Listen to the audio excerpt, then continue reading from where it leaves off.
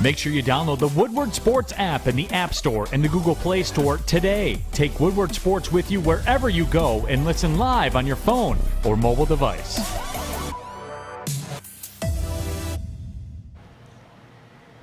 Good morning, everyone, and thanks for joining us on the Morning Woodward Show here on the Woodward Sports Network, also featured on the Roar on 99.1, 93.5, and 94.7 HD2.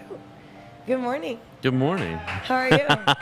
I know what? I missed you guys. I really did. Oh, really? 'Cause Yeah. You didn't text me back.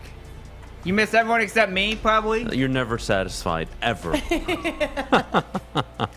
Good morning, Westfall. Missed you, buddy. Fish, good morning. Good morning, everybody at home. It's been a minute. It's nice to be back. I'm not going to lie.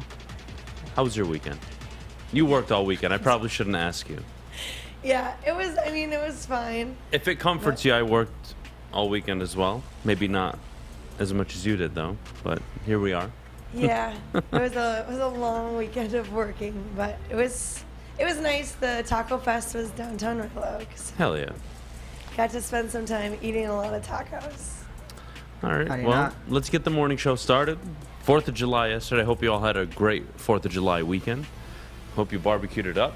But there's one constant that remains the same in this town, and that's Al Avila as the Detroit Tigers general manager. The draft is now 12 days away. 12 days away, and I don't believe this guy is anywhere near getting relieved of his duties anytime soon. And I'm very upset and sad because, guys, when something's not working in life, if you drag it on, you're just creating more collateral damage for everybody, not just to yourself, everybody around you. Chris Ilitch allowing Al Avila to still be in charge is unbelievable to me. He's done nothing to prove that he's a competent GM, and I know Isaac Paredes, another home run over the weekend. Yeah, whatever. I'm not even upset about that. That was a winning trade, an attempt at a winning trade. The problem with Isaac Paredes isn't that you traded him. It's that your scouting department, your talent evaluators, your player development staff failed to see what the Tampa Bay Rays saw in Isaac Paredes. Now that is the problem here. It's the core problem. The core problem is this front office absolutely sucks. And guys, come on. We've watched the Lions for how long now? Suck. Absolute dick. You know what a bad front office looks like? This is a perfect example. I'm not going to waste any more time on it than I have to. I was going to give it 3-4 minutes, and that's it. That's all they're getting today. What a joke. They won both of their games yesterday. Round of applause. Congratulations. You're still 15 games under 500. I'm done talking about the team, how they're playing. Hopefully the kids develop. Hopefully the manager doesn't walk away at the end of the year, but he probably is. July 17th is the MLB draft. You're 12 days away. You going to make a decision? Or am I going to sit up here, post-draft night, and just put forks in my eyes? That the fact that you're actually allowing this guy who's proven to be incompetent for the last 8 years to continue to make decisions for this baseball team. It's unbelievable. But speaking of this baseball team, they are in the gutter. They're in the sewer. They absolutely suck. They have no direction.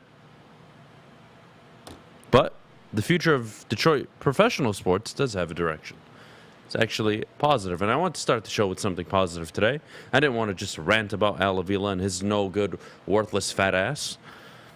Today was more about celebrating Independence Day yesterday. And let's go into what the future of Detroit sports looks like. Well, it's a bright one.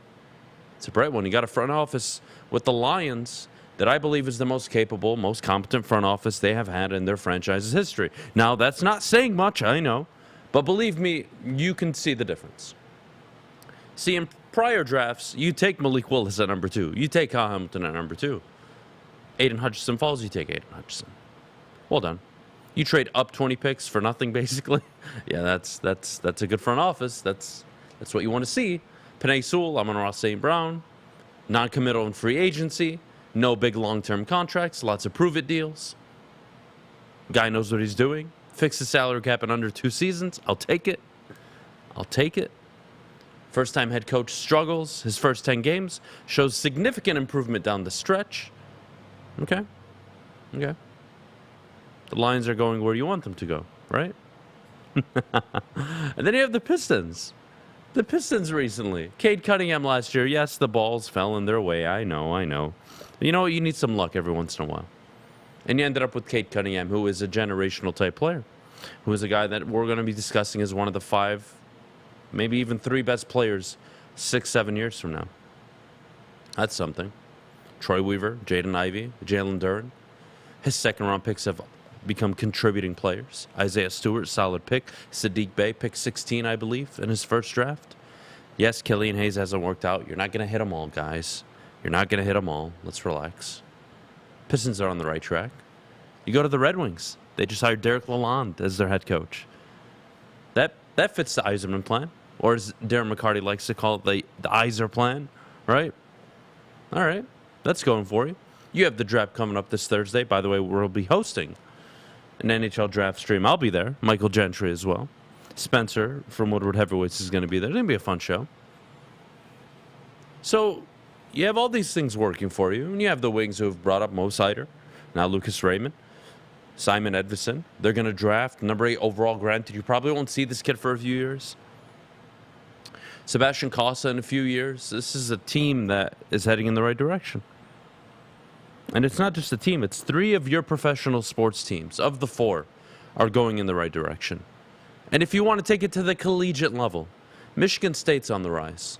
Michigan coming off its first Big Ten since 2004. Huge. It's going in the right direction here in this town. Now, you have, the little half-child that you used to like, right? And now you don't want to give it much attention because it's acting out, which is the Detroit Tigers, right? The team that's given you so many good memories, so many contenders, multiple World Series appearances since 2006, multiple ALCS appearances since 2006, and right now they're going through a tough period. And typically I would support a tough period for a team that, allowed me or gave me moments to celebrate. It happens to every team in professional sports. The problem is we are 6 years past the rebuild point, and we're still in a rebuild. And we're not any closer to being a successful team with the Tigers than we are with any of the other teams. Tigers are a disaster. So what does that mean for the Lions, the Pistons, and the Red Wings? Well, the truth is,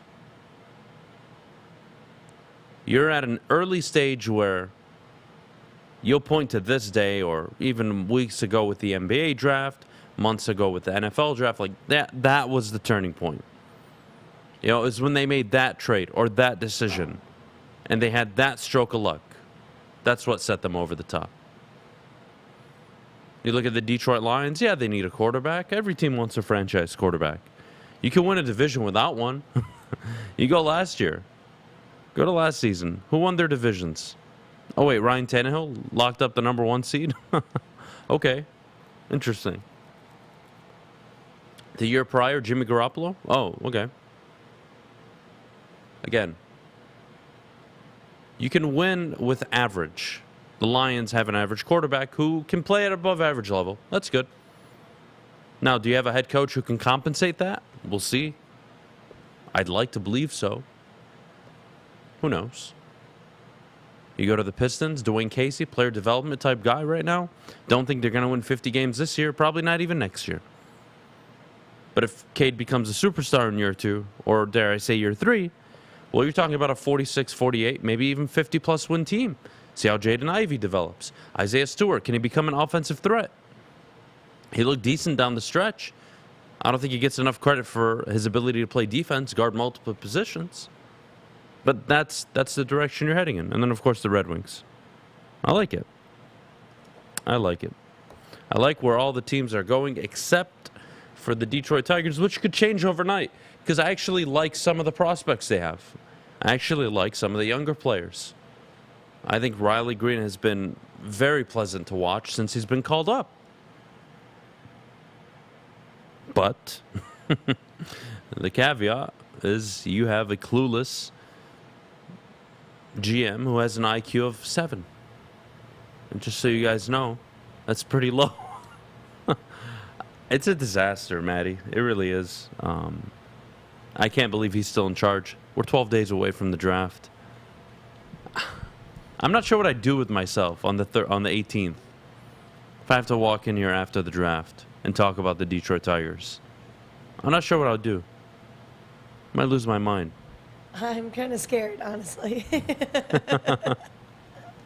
When are you supposed to go to that game? I was supposed to go Saturday. I didn't go. Oh, boy. You bought all those What the heck is tickets. wrong with I you? know. I wasted $300. I didn't go. Should have gave them away. Yeah, you should have. I was super busy, and I was like going through a lot of crap on Saturday, so I just decided not to go. So You didn't here we take are. 5 seconds and sell them online? You could have sold them for like double the money. It's easy to say that now. I wasn't thinking about the game or the tickets on Saturday. But anyways, we'll reschedule. We'll make it happen. Sorry, I had a rough weekend, so I'm trying to get my stuff together. Anyways, Sure. I should. Maddie. Let's not go there. Win what, Adam? Let's see. You're not going to win with an average at certain positions, especially quarterback. Define winning. All right, Draft Junkie, I'll define winning. Winning your division. You can do that with an average quarterback. You can do that. That's happened before. It's not an anomaly. It happens every season. There is an average quarterback that wins their division. Now, is it compensated because of a good offense, a good defense, a good head coach? Yeah, of course. But nonetheless, you win with average. You haven't won your division since 91. Or excuse me, 93. You haven't won a playoff game since 91. Excuse me. It's been forever. You're talking almost 30 years since your last division title. How about you start there?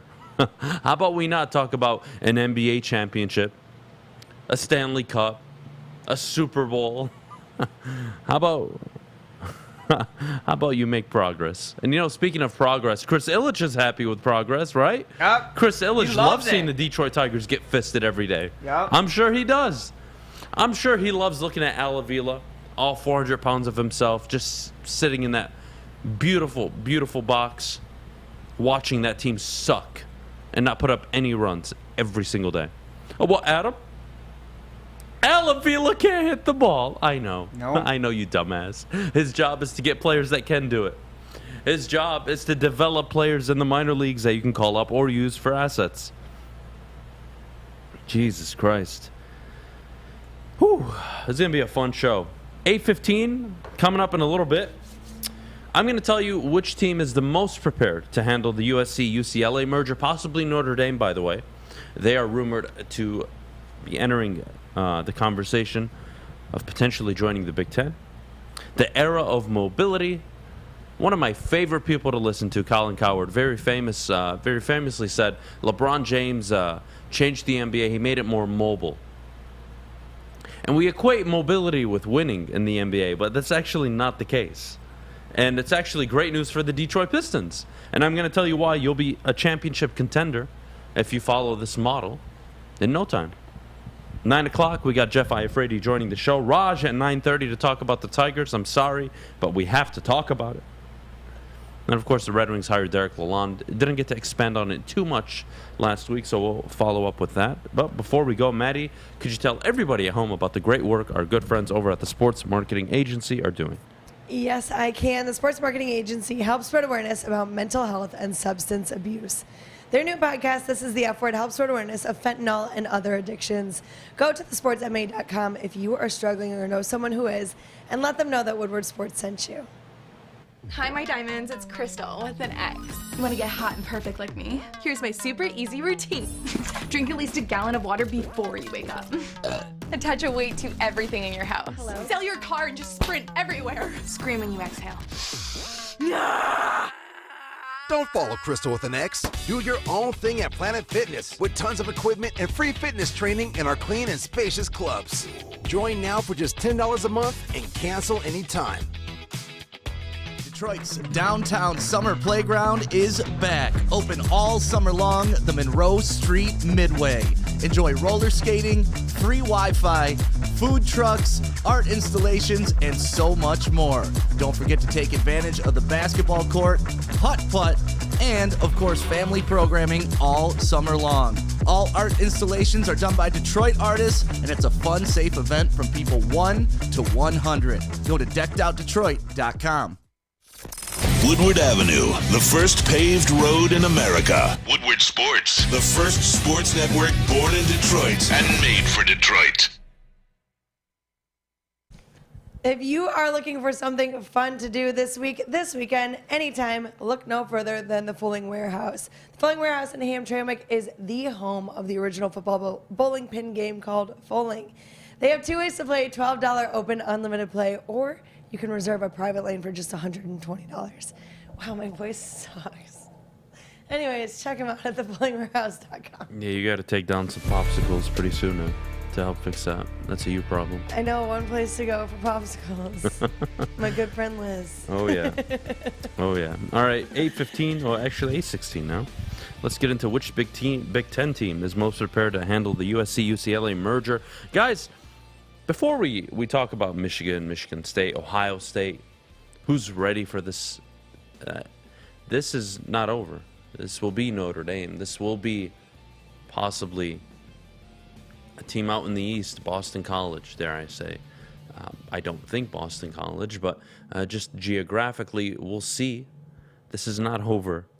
This is not over. And for all of you that are, oh, well, you know, Adam, I'm going to miss the days of the Rose Bowl men's. Kids today, Adam. Kids today, they don't care about tradition. They don't care about the Rose Bowl and what it means. They just care about money. I mean, they're not wrong. They are wrong. In 1940,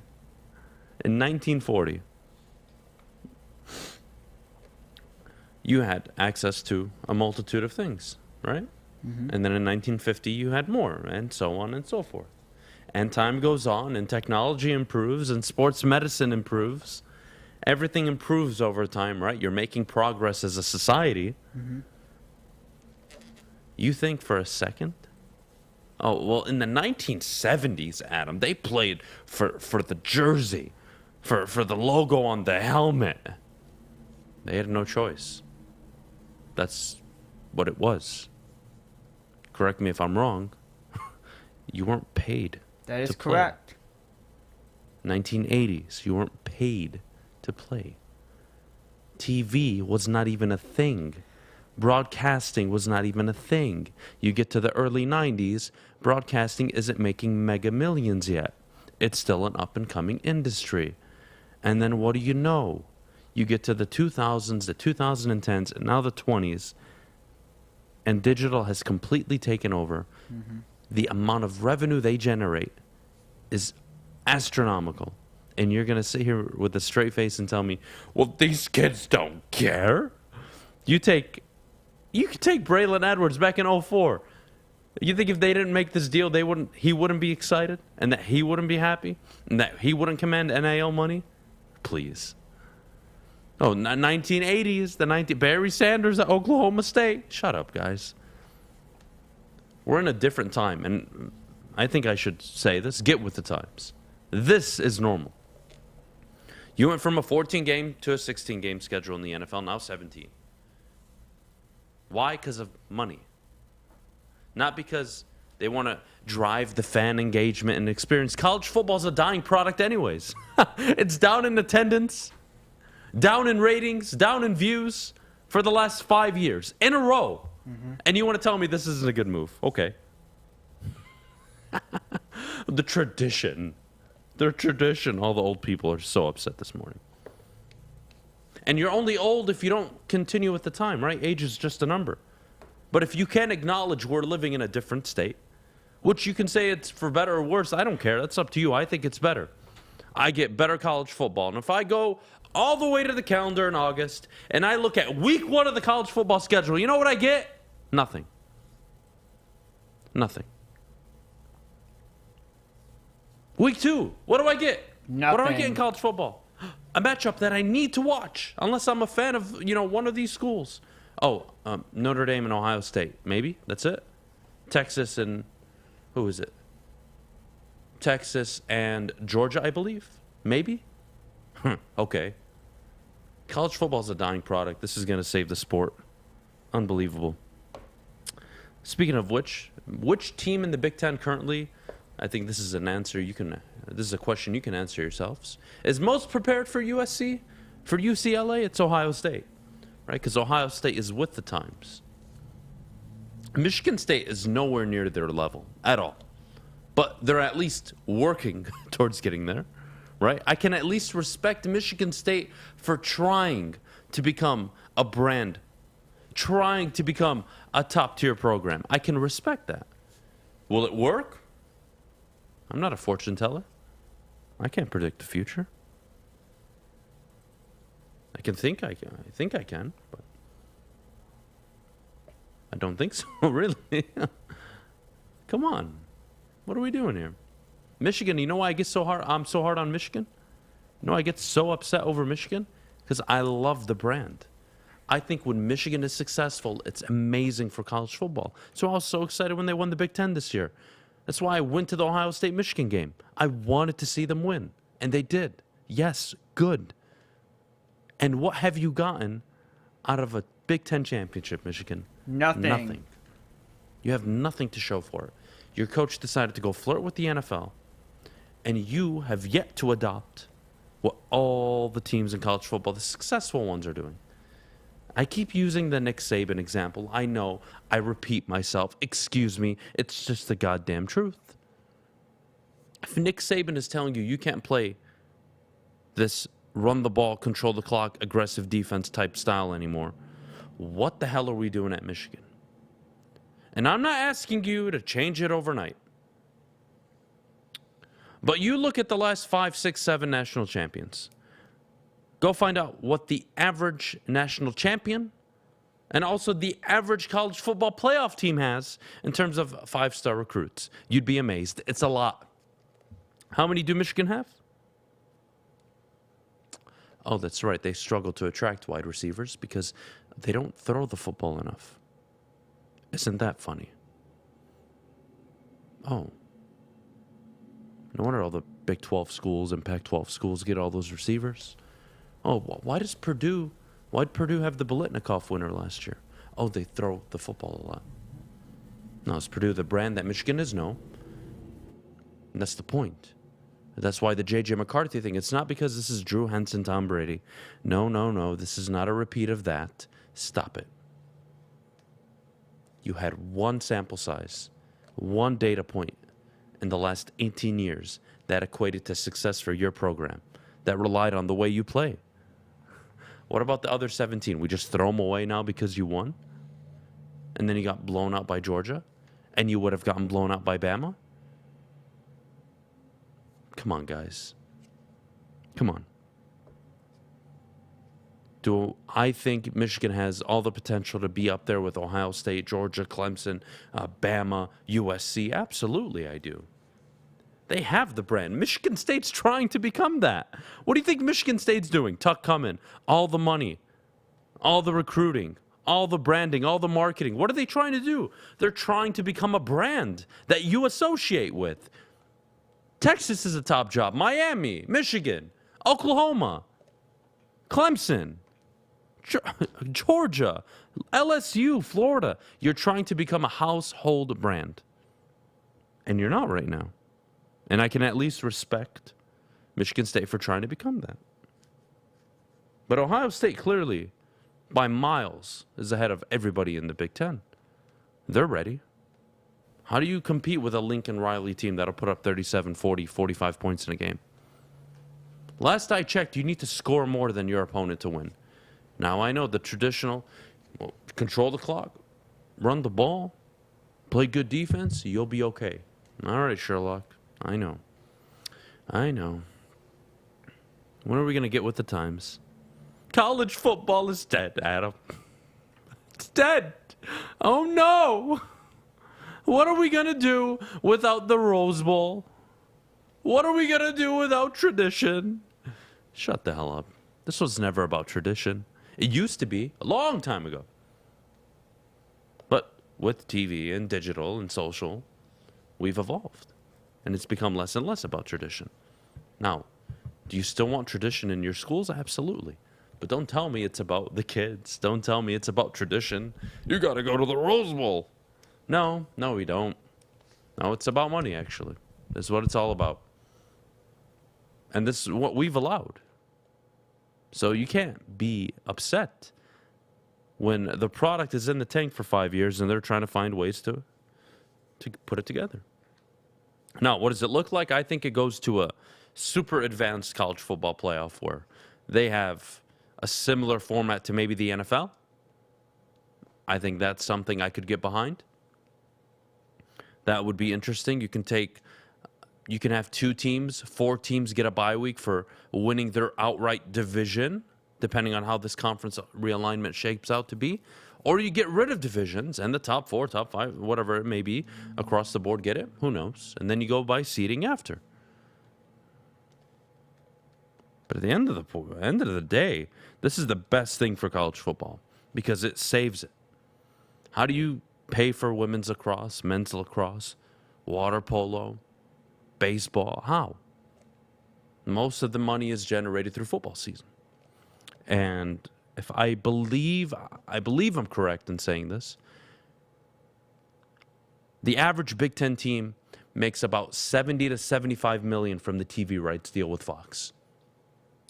The Pac-12 teams, including USC, make 30 million. USC going from the Pac-12 to the Big Ten is automatically 40 million in their pocket right away. Then what, Adam? Well, when Fox decides to renegotiate, and they have to renegotiate all the TV right deals, right, for the Big Ten, well, you know what's going to happen? You know what's going to happen, guys? That contract's going to be worth over $100 million for every team and every school involved. Oh, man. Adam, I don't think 60% of college football are saying this is a good thing over a bad thing because this means they will add 8 to 12, even 16 teams to the playoffs, which means teams like Wisconsin or Auburn can get into the playoffs every other year, maybe. Okay. What's wrong with that? Well, they're going to lose, Adam. Okay. Let's say it goes to a 16-team college football playoff. I'll read you the last 16 teams of last season. Georgia 1, Bama 2, Michigan 3, Cincinnati 4, Baylor 5, Ohio State 6, Oklahoma State 7, Notre Dame 8, Michigan State 9, Oklahoma 10, Ole Miss 11, Utah 12, Pittsburgh 13, Clemson 14, Wake Forest 15, Louisiana 16. None of those teams won less than 10 games. Those are all very competent football teams. Not bad if you ask me. And at 16, you could have replaced Louisiana with Kentucky, with Oregon, with Iowa, with San Diego State if you wanted to. Yeah, I don't see an issue. College football is not dead. It's re-innovating. It's re-innovating itself. It needs to. It's dying. What part of views are down? Attendance is down. It's down. And what, you care to watch the first 4 weeks of the season? You tell me. When you know it's a blowout? When Alabama's playing UTEP and it's like 72-0 at halftime and you're sitting there trying to bet the spread? Oh, they're a 92-point favorite. Are they going to cover? Really? This is where college football is going, and I don't see an issue with it. I really don't. We got to go to break. When we get back, the era of mobility in the NBA. What is it? Right? LeBron James famously made the NBA mobile. Doesn't mean you're a success. And I'm going to tell you why mobility is actually bad for the game. And it's bad for winning. But we'll do that in a bit. But before we do, I got to tell you where I'm going after the show. Because, boy, I look like a goddamn grizzly bear. And that's Lady Jane's Haircuts for Men. For your awesome haircuts, go to Lady Jane's, open 10 to 8, 7 days a week. Walk in anytime. No appointment necessary. Lady Jane's, their awesome stylists will take care of you like they take care of me. Lady Jane's, it's wicked awesome.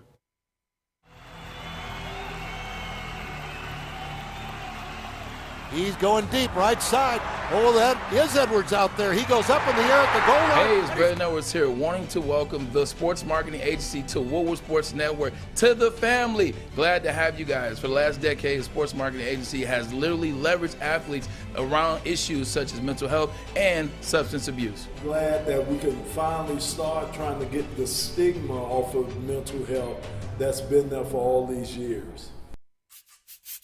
You don't have to go to the beach, man. You don't have to get your butt crack full of sand. You just need a little chili peppers, man, to get that glowing beach chili peppers tan. Woo! With 26 locations in the Metro Detroit area and more coming, Chili Peppers Tanning is where you'll find the cleanest salons in the D. Join the Pepper Club for the best deals on unlimited tanning. Head to chilipepperstanning.com. You just need a little chili peppers, man. We are the network for Detroit by Detroiters. Welcome to the Woodward Sports Network. OddsTrader.com is the #1 site for all of your game day bets, play-by-play updates, live scores, and the best price on every game from multiple sportsbook. Go to OddsTrader.com right now for your best bet. All right, we're back here on the Morning Woodward Show. Mobility, right? Free agents, superstars leaving their teams. Maddie, since 2000, how many teams were constructed without a homegrown drafted superstar that won the NBA championship? In the last 22 years, how many? I don't know. Give me a guess. Maybe in the last 22 years. That's a long time. 22 years. I'd How many say, teams won a championship by acquiring a star free agent that didn't have a star already that they drafted? I'd say like one. Well, one is the correct answer. Yes. One is the correct answer.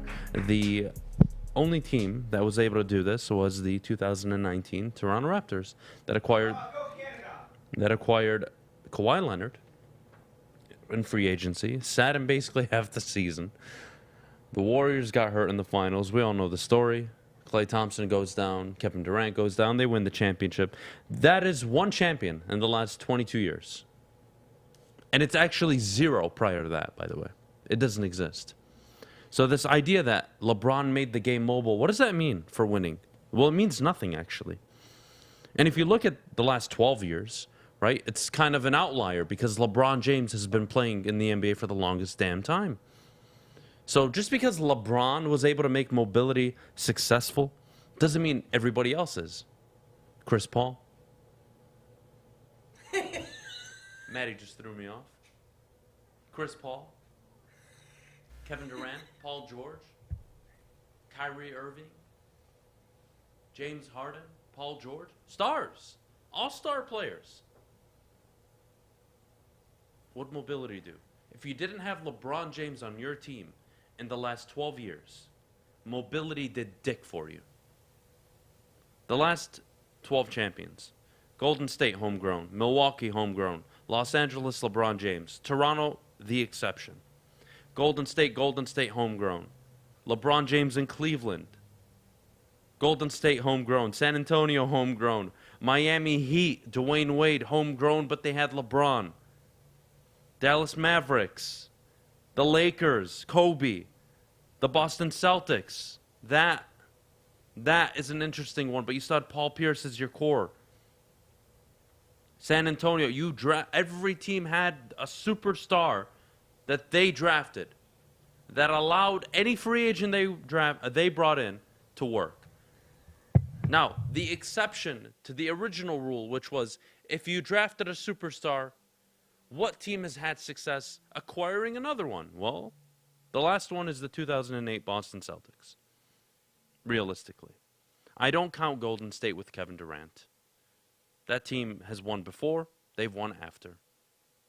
And they're now proving this whole theory is that mobility is what? It's more acceptable in today's age to leave your basketball team. But look at Giannis, stays put, championship. Steph stays put, championship. Kobe stayed put, even though he was demanding a trade and wasn't happy at the time with Shaq. You get it? Wins a championship 4 years later. Wins back-to-back, actually. Gets to 3 straight finals. So here we are. Is my mic out? Fish. What? I'll kill you. I mean, I Get your plugged shit it in. together. You got to get your stuff together.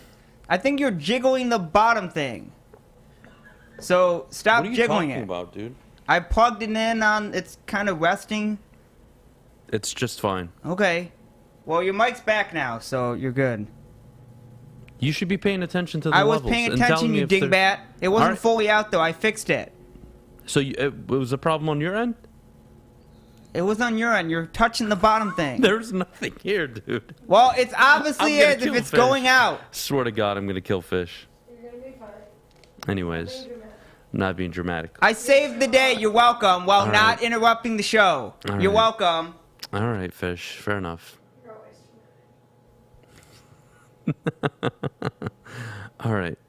I do want to continue this. Why I'm making all these points is because, well, the Detroit Pistons are a team that I believe have a fantastic young core. And I think that Kevin Durant to Detroit is a bunch of BS. That one, he would never. 2, I would never make that deal because I would have to give up way too many assets to get him. And 3, that doesn't work in the NBA. Like I just shown you. You've maybe had 2 outliers in the last 22 years where you were able to do something like that. You tell me. I'd prefer to have Jaden Ivey, Cade Cunningham, Sadiq Bey over Cade Cunningham and Kevin Durant for the next 10 years. Why? Because Kevin Durant won't be here in 10 years. And Cade Cunningham won't start winning or maybe getting to a finals until year 6, 7, or 8. So you still have another 4 years. And you're going to waste it all to bring in Kevin Durant. I don't agree with that. I don't agree at all. And the Pistons, I believe, are the ones that are going to benefit the most out of this. This idea that, all right, well, if I look down the street, right, Milwaukee just won a championship, homegrown, able to bring veteran solid pieces in free agency, make some trades. We can do that. We can do that here in Detroit. Rising superstar in Cade Cunningham. Potential star player in Jaden Ivey. Okay. I can get behind that. What do you have to lose? You have nothing to lose, actually. You have nothing to lose. You have nothing to prove either. You don't have to go out in free agency. Even if you had all the money in the world, you don't have to go out in free agency. You know why? Because it's proven you win through the draft. Unless you're LeBron James. And last I checked, there is no team that has LeBron James anymore. LeBron's done. His era of dominance, unbelievable. It's done. LeBron made mobility look successful. And that's why Kevin Durant tried it, James Harden, Paul George, Chris Paul, Kawhi Leonard. You go back to all the stars over the last few years. Hell, last 15 years. Dwight Howard tried going up and leaving. You go to all the guys back in the day. Nobody made mobility successful except LeBron James. So this idea that as a free agent superstar, I can dictate where I want to go and play with who I want to play, there's one person in the world that works with, and that's LeBron James, because he's one of, if not the second greatest basketball player of all time. He's top 2 easily. It's not even a conversation anymore. He is one of the greatest. Last I checked, nobody has that player on their team, not even the Detroit Pistons. And we all love Cade Cunningham. If he ends up being anywhere near LeBron James's level, he's a top 10 player of all time. Holy hell. That would be amazing. You had Isaiah, and Isaiah's not even a top 10 player of all time. Think about that. There are levels to being a superstar. So that's where you're going, Detroit. And I don't think you should panic on, oh, well, you know, we're not going to get anybody in free agency. You don't need to. Go get the veteran guys. Go overpay a little bit for a veteran forward. Veteran 5, maybe. Not necessarily. Maybe this year. You got Noel. That works. Next year, who knows? Jalen Duren maybe comes into his own. We'll see. But this has never worked. And like they're going to try. What's Kevin Durant going to do? He's going to run back to Golden State? He is way too sensitive to go back to Golden State. The right move for Kevin Durant is to go back to Golden State. But it takes a real man to admit they were wrong. And he's not a real man. He's not a dude. He's not a leader. If he was, he would have won championships in Oklahoma City and Brooklyn. Get out of here. So stop it. Mobility is only successful or considered successful because of LeBron James. Anybody else except Kawhi Leonard, who has actually proven that he isn't successful, right? Because he had the one anomaly year in Toronto, and he's done nothing since. He's never even gotten back to a conference final. Mobility. Okay. Oh, man, the Pistons don't need a top-tier free agent. They don't need Zion. They don't need Morant. They don't need any of these guys. What they need is to hit in the draft. What they need is to draft their star players, like they did with Dumars, Lambeer, Isaiah. That's what they need. They need to find hidden talent, like Rodman, like Sadiq Bey. You need to find talent. Find it. And build your team that way. Durant's not coming here. Nor do you want... Why would you want him here? If I told you there was a trade package on the table for Kevin Durant, before I give you the details, would you do it? Maddie? Yes or no? If I told you there was a package on the table right now the Nets were going to accept, before I tell you what it is, would you take Kevin Durant right now? No. The only caveat I'll tell you is that it doesn't involve Cade Cunningham, so you can keep Cade. I'm still saying no. Okay. Fish? Probably not. Westfall. We got 3 reasonable people in here. Thank you. So I don't even have to tell you the trade details. Because you shouldn't accept it under any circumstance. Because you are still years away from contending. So why does it matter? It doesn't. Mobility doesn't matter. Cade's not going anywhere. You can offer him the extended max deal. He's going to make 50+ million. He's going to be happy to stay here. So is Jaden Ivey if he turns into a star. So is Sadiq Bey. Get out of here. Kevin Durant to Detroit. Okay. What a joke. What a joke. Everybody, you just want success so quickly. You forget how it's built. Isaiah Thomas, they didn't win a championship till year 7. Bad boy Pistons didn't win a chip till year... Excuse me, it didn't get to a final till year 7. They didn't win it till year 8. They lost in the final in year 7, but they were contenders at least, right? When are you going to be contenders? That's why I keep saying 4 to 5 years. And I'm not talking a contender where you make a run like the Hawks did a few years ago. That's not a contender. A contender is going into the year, everybody has to watch out for the Detroit Pistons because they're going to win 52+ games. They're going to win a ton of games. They're going to be a problem in the regular season. Cade Cunningham's going to be an MVP dark horse candidate. That's when you become a contender. That's a few years away. So Kevin Durant can kiss my ass.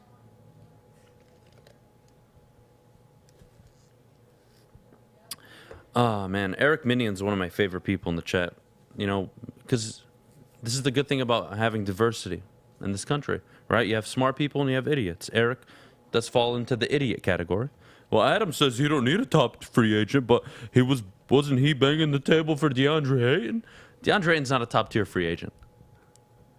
DeAndre Ayton doesn't go to Atlanta or wherever the hell he can end up and turn them into a perennial contender. LeBron James does. Kevin Durant does. That's a perennial free agent. That's a top-tier free agent. Not DeAndre Ayton. What, 17 and 12? Top-tier free agent. He's a nice free agent to have. It'd be nice to attract him. But you drafted Jalen Duren, and that changed all your plans. So why the hell would you want him here? You don't. You guys are funny.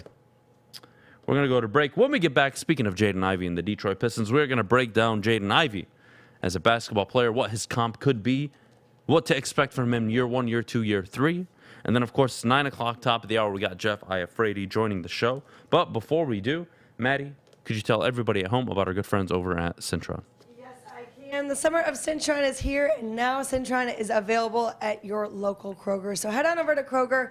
They even have a deal going on right now, 2 for just $4. That's an absolute steal. Cintron is the new energy drink for the active lifestyle. Drink it, live it with Cintron. Life is full of hard choices. We're here to make one of life's biggest decisions as simple as possible. My name is Christina Gennari, and for over 20 years, I've helped hundreds of families buy and sell homes. We cover all of Metro Detroit and more, from large luxury homes to starter homes. We will work hard to make sure that you get the home of your dreams. So if you're in the market today or even thinking about buying or selling in the future, make the obvious choice. Christina Gennari, the obvious choice in real estate. Visit us at soldchristina.com today.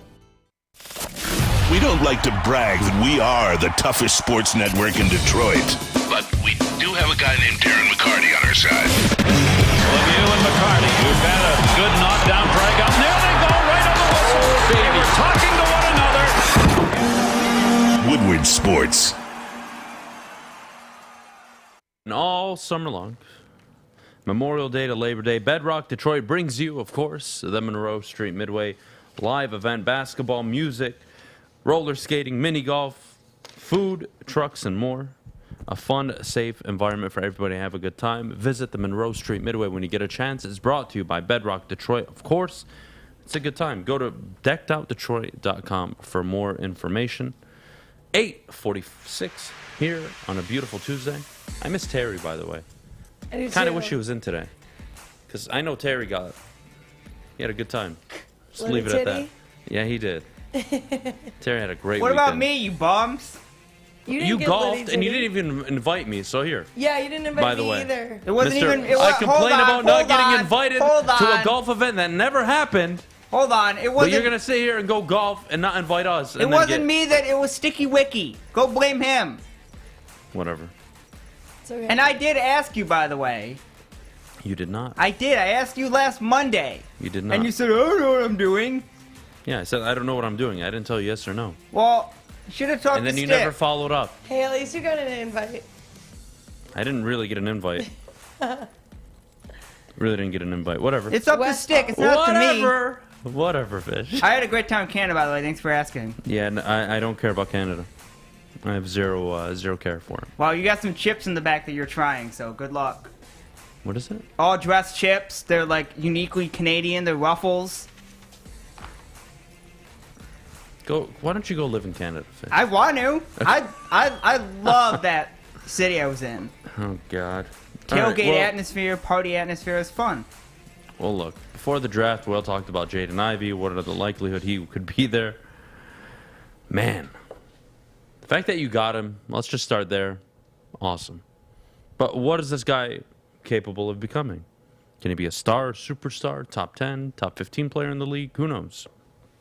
But the great thing about Jaden Ivey is he can play off the ball. Why do you think LeBron James right now is clamoring and coveting behind the scenes for Kyrie Irving? Even though Kyrie is a bit of a nutcase, he knows how good of a player he is off the ball. Russell Westbrook's not an off-ball player, right? Cade Cunningham, I believe, has characteristics of LeBron James's game. I believe he has characteristics of Steph Curry's game as well. And that doesn't just need to be on the court. It can also mean off the court.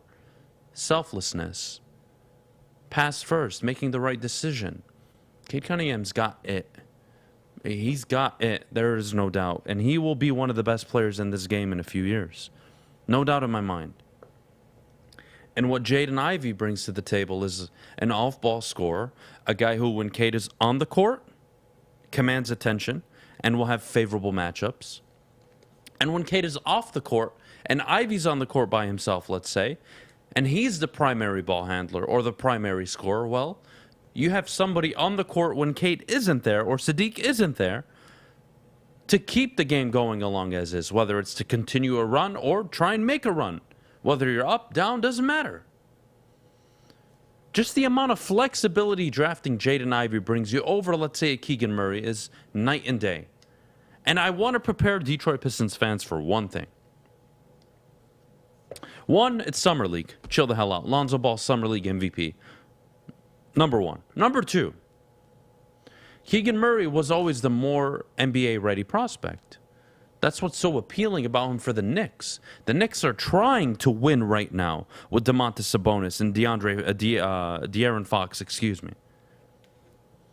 The Kings are trying to make the playoffs. Keegan Murray's a very good player. who fits the Kings, doesn't fit the Pistons. But 2-3 years from now, we're having a different conversation. Jaden Ivey, year 1, could give you 14, 4-3.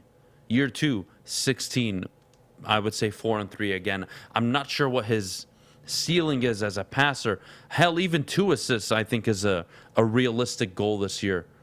That's about it. 2.3, 2.4 assists a game, maybe. I don't expect him to dish out 4 or 5 assists a game like Cade Cunningham did last season. Cade 17, 5 and 5. I'd expect Ivy to be somewhere at 13, 14 points a night year 1. 3-4 rebounds a game, and probably 2.5 assists a night. That's going to be it. So that's step 1. Step 2 with Jaden Ivey is understanding how he fits in this team. Explosive, athletic, get to the rim, dynamic basketball player. Super athlete. Good handles, will develop his shot. Guys, you're talking about a backcourt in 3 to 4 years that could very well feature a top 3 point guard, and I'm just going to classify Cade as a point guard because he's the primary ball handler. And in 4 years, I could argue a top 7, top 8 shooting guard in Jaden Ivey. In 4 years. 4 years from now, you're talking about one of the best players in the game and an emerging star. That's how you become a contender, if you ask me. Stars. And when you can draft your own, like Boston, like Golden State, boy, it's easier to win. Like Milwaukee with Giannis, boy, it's easier to win. Boy, it's easier to be a contender every year. So it's going to be a great watch. It's going to be a great watch. We'll see who ends up being a better player throughout the draft with all the picks. But looking at it now, there was not a better fit for the Detroit Pistons than Jaden Ivey. An off-ball scorer who can play on the ball, who can shoot the ball, who can attack the basket, who can create space, who can penetrate and dish out. That's the kind of player you want alongside Cade Cunningham. Because Cade can do all those things, right? So this kind of goes back to how we started the show, the future of Detroit sports, why it's so bright. That's why. That's why. Not because fans are optimistic. I don't care if fans are optimistic. It's not my job to care if you're optimistic or not. Are we allowed to call in today? You know what?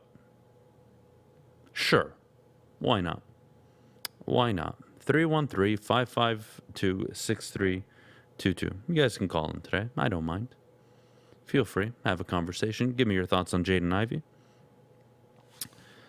Oh, Herman, you got to chill out, dude. Street ball at Rucker Park is better than basketball.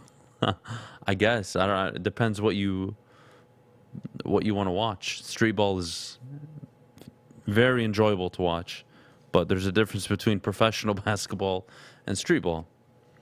It's better to build than to bring in a star who will want out in less than a year. Weaver's doing the right thing. I absolutely agree. Troy Weaver absolutely doing the right thing. Now, does that mean it's going to be pretty this year? Probably not, but it's going to get there, and you're going to be a contender very soon. Anthony Hurley asks, who is Saddiq Bey's comp? That's a tricky one, because I would say a longer, slightly more versatile version of Bradley Beal.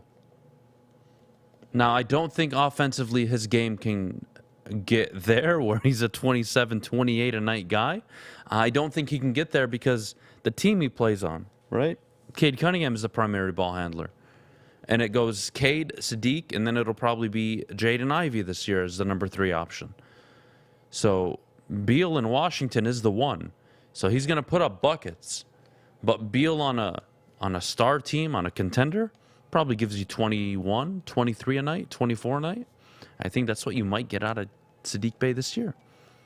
So I'd say Bradley Beal in terms of upside in terms of length and who he looks like, I would say he reminds me a little bit of Chris Middleton. I think his game is a little bit, again, he's more athletic than Chris Middleton. So Chris Middleton, super fundamental, mid-range game, can hit the three-point shot, really an ISO type player who can just get you buckets.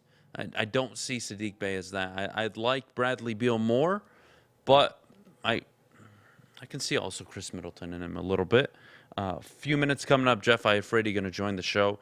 We're going to go over Troy Weaver's plan for this basketball team. Jaden Ivey expectations year 1, year 2. And really, the last thing I really want to cover with Jeff is what it means that Kevin Durant is wanting out again and again. I brought it up. I think it's amazing. I think it's great to see all these stars come and go and leave to all these markets and fail,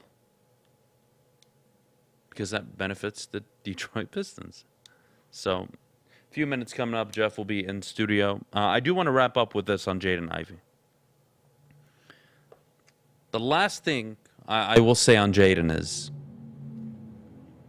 this is a guy who, again, his explosiveness, his athleticism has been compared to John Moran, to Russell Westbrook. Fine. Athletically, be my guest. Compare all you want. I don't care. But can he be that guy? Can he be a top 7, top 8 guard in the league 3-4 years from now? I like to think so. I think he has the skills. He has the athleticism. But can he have the impact that Cade Cunningham has on the team? Right? Zach LaVine's a very good 2-guard. And that's it. He's not a leader. He's not a game changer. He's not a free agent that you put all your eggs in a basket for. So the question now becomes, not only with Jaden Ivey, but also Saddiq Bey, is what's their ceiling, right? And for the Pistons, you don't really need to worry about that too much because, well, Cade Cunningham's your superstar. He's your alpha. He's your leader. He's your one. He's your Steph Curry, your LeBron James, your Kobe Bryant. He's your engine. He's your Giannis. He's everything that makes your team function. So you don't actually have to worry about players ever reaching a certain echelon of ceiling because Cade is there to make everybody already better. Saddiq Bey, Jaden Ivey, they're already better basketball players because they play with Cade Cunningham. That's something. That means something. So take that for what you will. We have to go to break. Top of the hour coming up with Jeff. When we get back, more Pistons talk. But before we do, Maddie, the best defense on and off the court. Yes, it is Guardian Alarm, and summertime is here, which means you're spending more time outside. Let Guardian Alarm give you peace of mind while you're out enjoying the sunshine. Give them a call at 1-800-STAY-OUT today. You can rest easy knowing you have 24/7 protection. That's 1-800-STAY-OUT. Let them know that Woodward Sports sent you. Hi, my diamonds. It's Crystal with an X. You want to get hot and perfect like me? Here's my super easy routine. Drink at least a gallon of water before you wake up. Attach a weight to everything in your house. Hello? Sell your car and just sprint everywhere. Scream when you exhale. Don't follow Crystal with an X. Do your own thing at Planet Fitness with tons of equipment and free fitness training in our clean and spacious clubs. Join now for just $10 a month and cancel anytime. It's a great day to get some Centron in your life. Okay. There it is. Centron, here we go. Gotta grab the cranberry. Oh wait, it's 2 for $4. Gotta double up with the classic as well. Centron World, baby. Centron, available at select Kroger's, and if you wanna know how, go to @CentronWorld.com. You get dope like me. You know what? Why wait?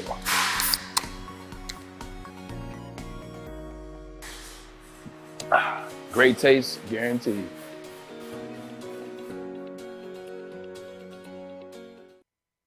You have an opinion? Make sure it's seen and heard. Corner, jumper. Tweet us, hop on the YouTube chat, slide in the DMS at Woodward Sports on all social media. only one place to go, and that is Big Frog in Novi. With no setup fees, no artwork fees, no minimum, and a 24-hour turnaround, you can have your whole team outfitted in no time. Visit bigfrog.com/Novi or call them at 844-4-BIG-FROG. All right, we're back. A friend of the show, somebody Top of who. the hour. Let me finish my introduction. Bedrock can wait a goddamn minute. Leave. Bedrock can wait. I'm not done. I know what I'm doing. I do this every day. Okay, bye. Do you? Friend of the show, joining us, Jeff Iafrate. Welcome to the desk. Miss you, buddy. I miss you too, man. How are you? I'm always good when Maddie doesn't give me sass. When Her is attitude. that? Just because you didn't get sleep doesn't mean you take it out on me. Anyways, more Pistons talk coming your way. Top of the hour, brought to you by Bedrock Detroit. Don't start with me today. Take one of these. You know where to put it. Anyways, what's up, Jeff?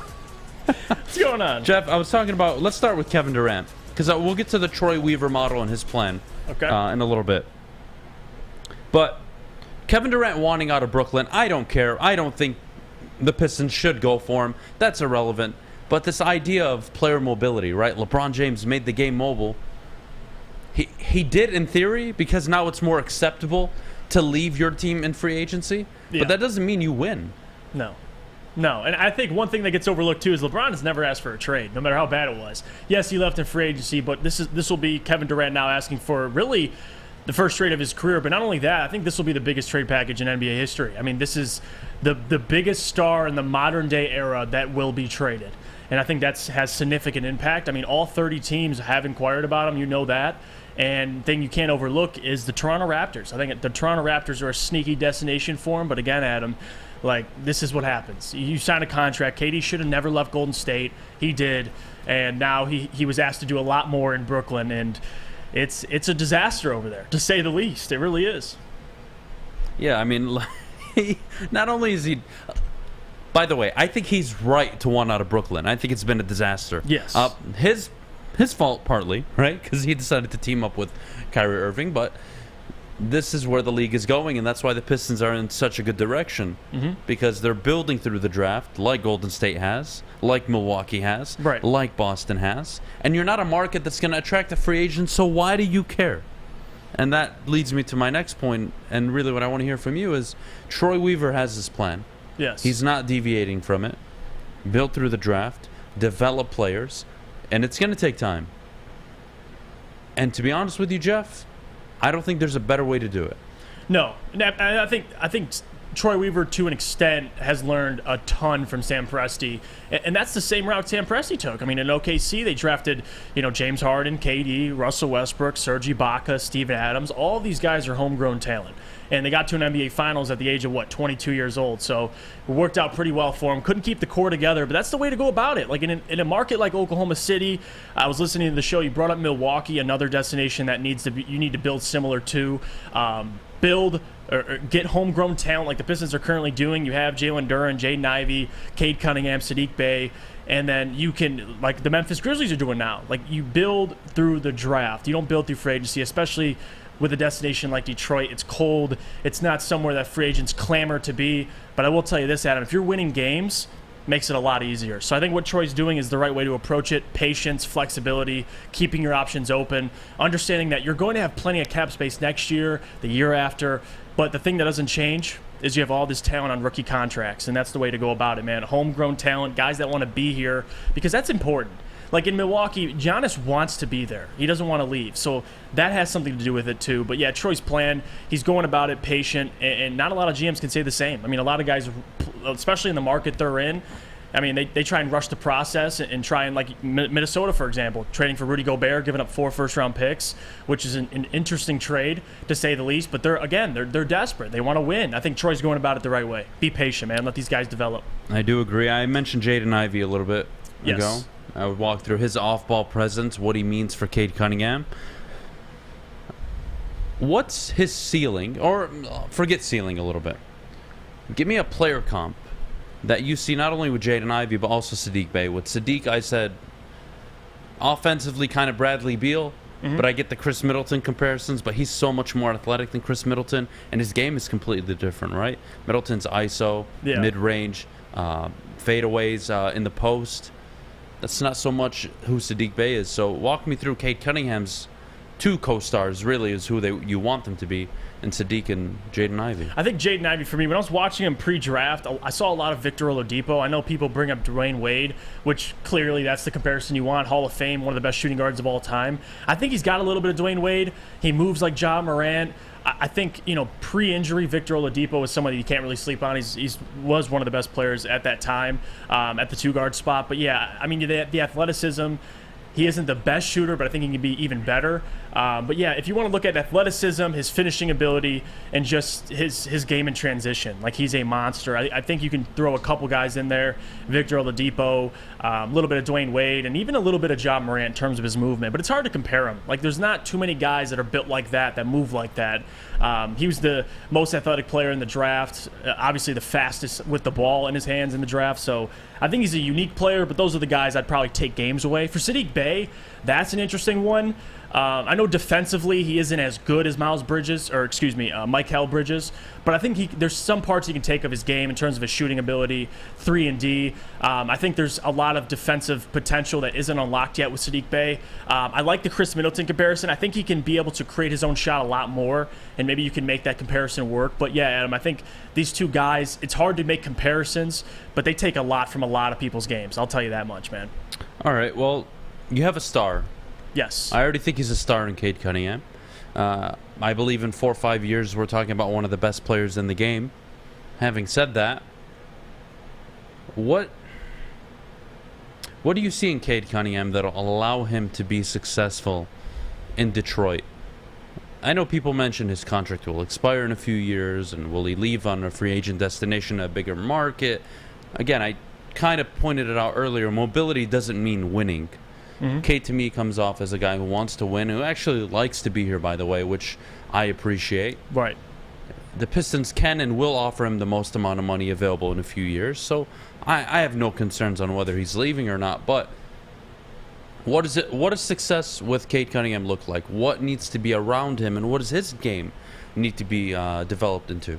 Yeah, I mean, you look at what the Milwaukee Bucks did with Giannis. It's simply surrounding him with talent. I think Troy's on the way to do that right now. I mean, you see with Jaden Ivey, you see a potential all-NBA player.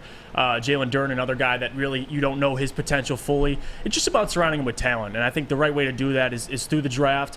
We know Cade to be a connector. He's unselfish. You can put him with anybody. I know some players you have to say, well, this player is great with the ball in his hands. You don't want to take it out of his hands. With Cade, you can take it out of his hands. You can put it in his hands. He can play off ball, on ball.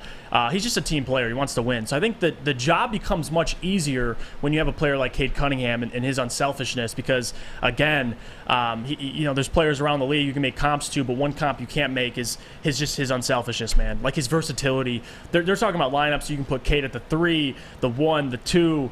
It doesn't matter where you put him. He's a ball player. Like he's going to make plays happen. I think that's the biggest part about Cade's game is versatility and his unselfishness because you could put multiple stars around Cade and he'll still find a way to blend in. So I think that's a bonus for Detroit.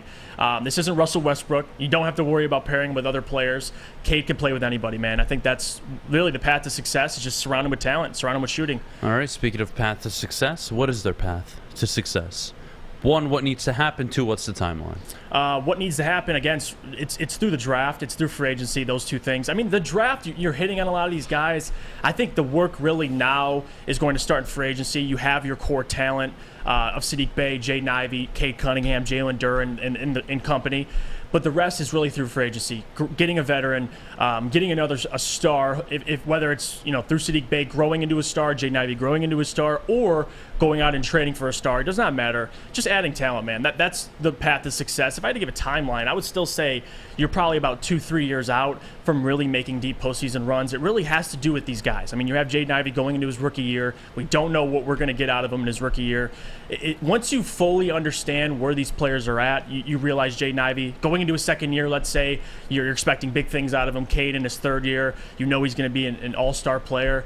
Saddiq Bey making improvements. Then you know what you have. But right now, Adam, you don't really know what you have. Jaden Ivey hasn't even touched the Summer League floor yet. So I think after this season, you're going to have a better idea of where everybody's at, how much has Saddiq Bey improved, et cetera, et cetera. But until that point, it's hard to really put a pin on it. Because with Memphis, I mean, Ja Morant, they started making the postseason like that. And no one expected Ja to take the jump he did from year 1 to year 2. So, again, it has to do with how fast these players can develop. Maybe it could be 2 years or it could be 4 years.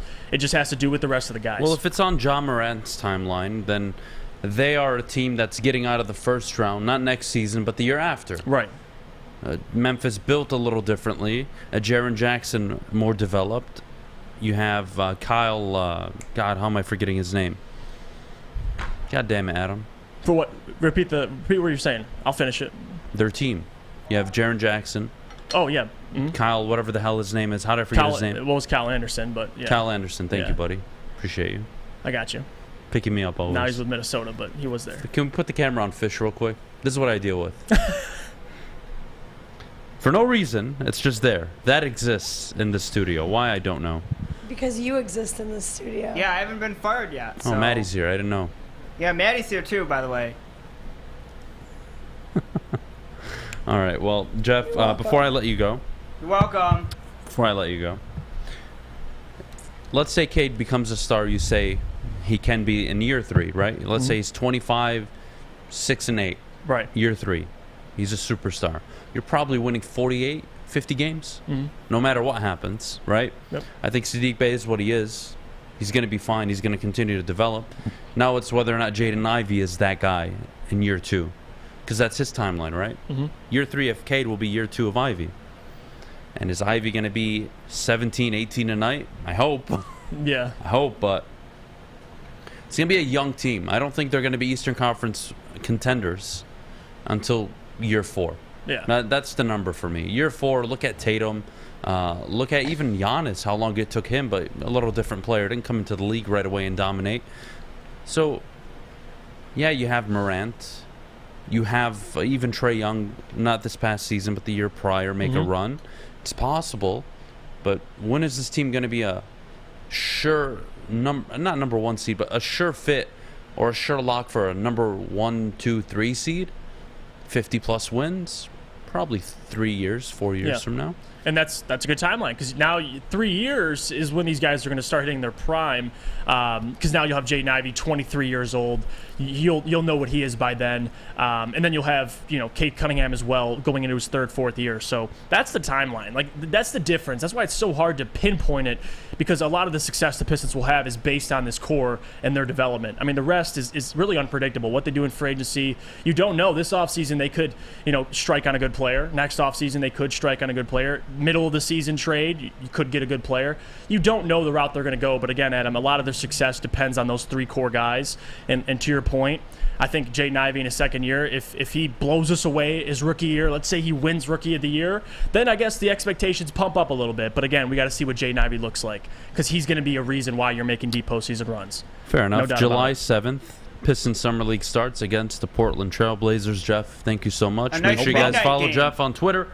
And, of course, check out his podcast, From Half Court, with Sean Murphy, for all your Pistons content. When we get back, the Detroit Red Wings announced Derek Lalonde as their new head coach.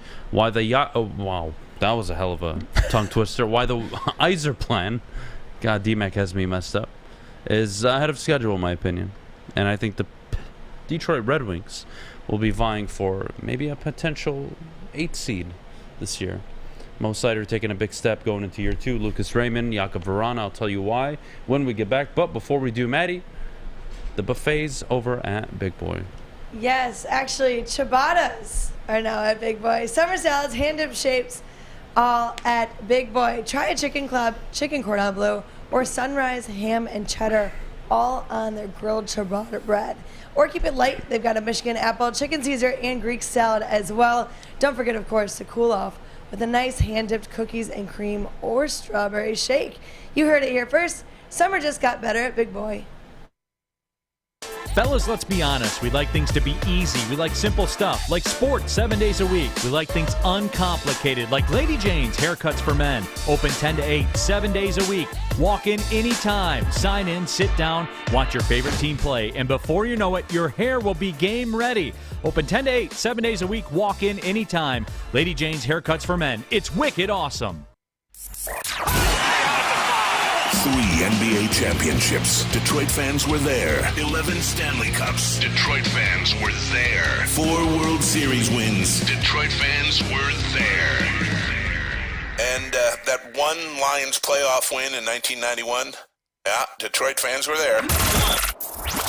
Woodward Sports, where the fans are. Welcome back. Thanks for joining us on the Morning Woodward Show here on the Woodward Sports Network. Also featured on the Roar on 99.1, 93.5, and 94.7 HD2. Happy Tuesday. Happy Tuesday. I don't like when you lose your voice. I don't either, but when you work at a bar that's loud as hell for 4 days straight, you'll lose your voice a little bit. Why do you have to scream? Because they can't hear you. Yeah, loud music. Have you ever been to a bar? I work at a club. And then there was live music at the festival on both sides of the restaurant. So somebody had a good weekend is what you're telling me. And it wasn't me. All right, let's get into it. The Red Wings hire Derek Lolande as their new head coach. Steve Yzerman, Darren McCarty said it leading up, which I thought was really cool. He was very vocal about Steve making the decision prior to the draft. And it happened. And it happened. And what I think is most interesting of all of this is now you're going into this first season. What are the expectations, right? He said he wanted to win. He wouldn't have taken on this project. To quote him, I wouldn't have taken on this project if I didn't believe winning wasn't a part of it down the road. Now, the down the road aspect, you can take it as maybe they don't believe they can win this year, but it's the year after. Okay, I can get behind that. I still think this team is young and talented enough to win hockey games. Now, what they do in free agency, that's going to determine a lot. You look at just netminders in free agency, who they can go after. The list is average at best, maybe. Marc-Andre Fleury is the notable one, but I don't think you're going after him. You have Thomas Greiss, who was your goaltender available, Braden Holtby. But, I mean, you're gonna have to pay a veteran goaltender. That is a thing that needs to happen. You can't have Nedeljkovic scoring on himself, even though he was a rookie, to be fair.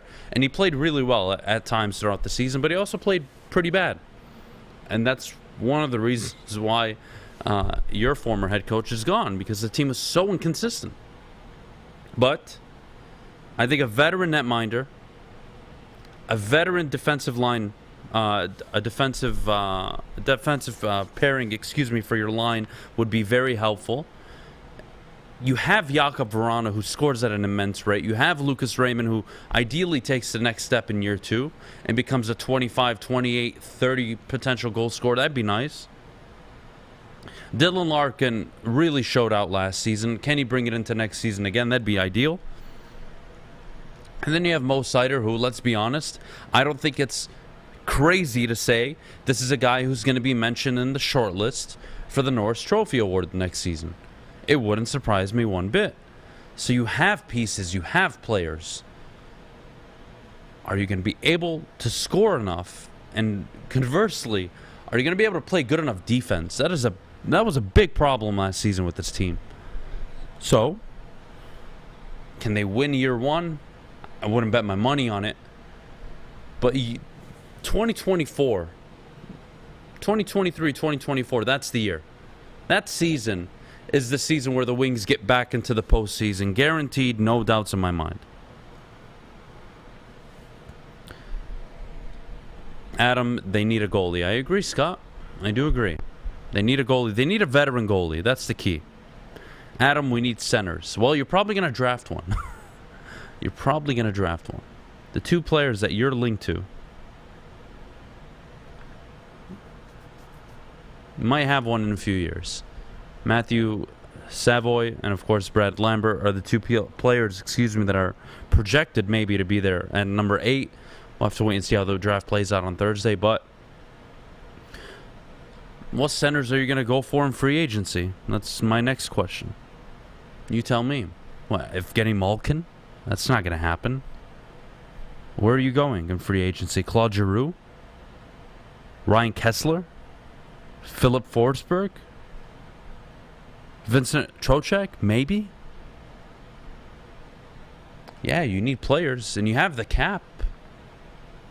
They're going to need help this free agency if they really want to make a push for a playoff spot this year. They're going to need a netminder.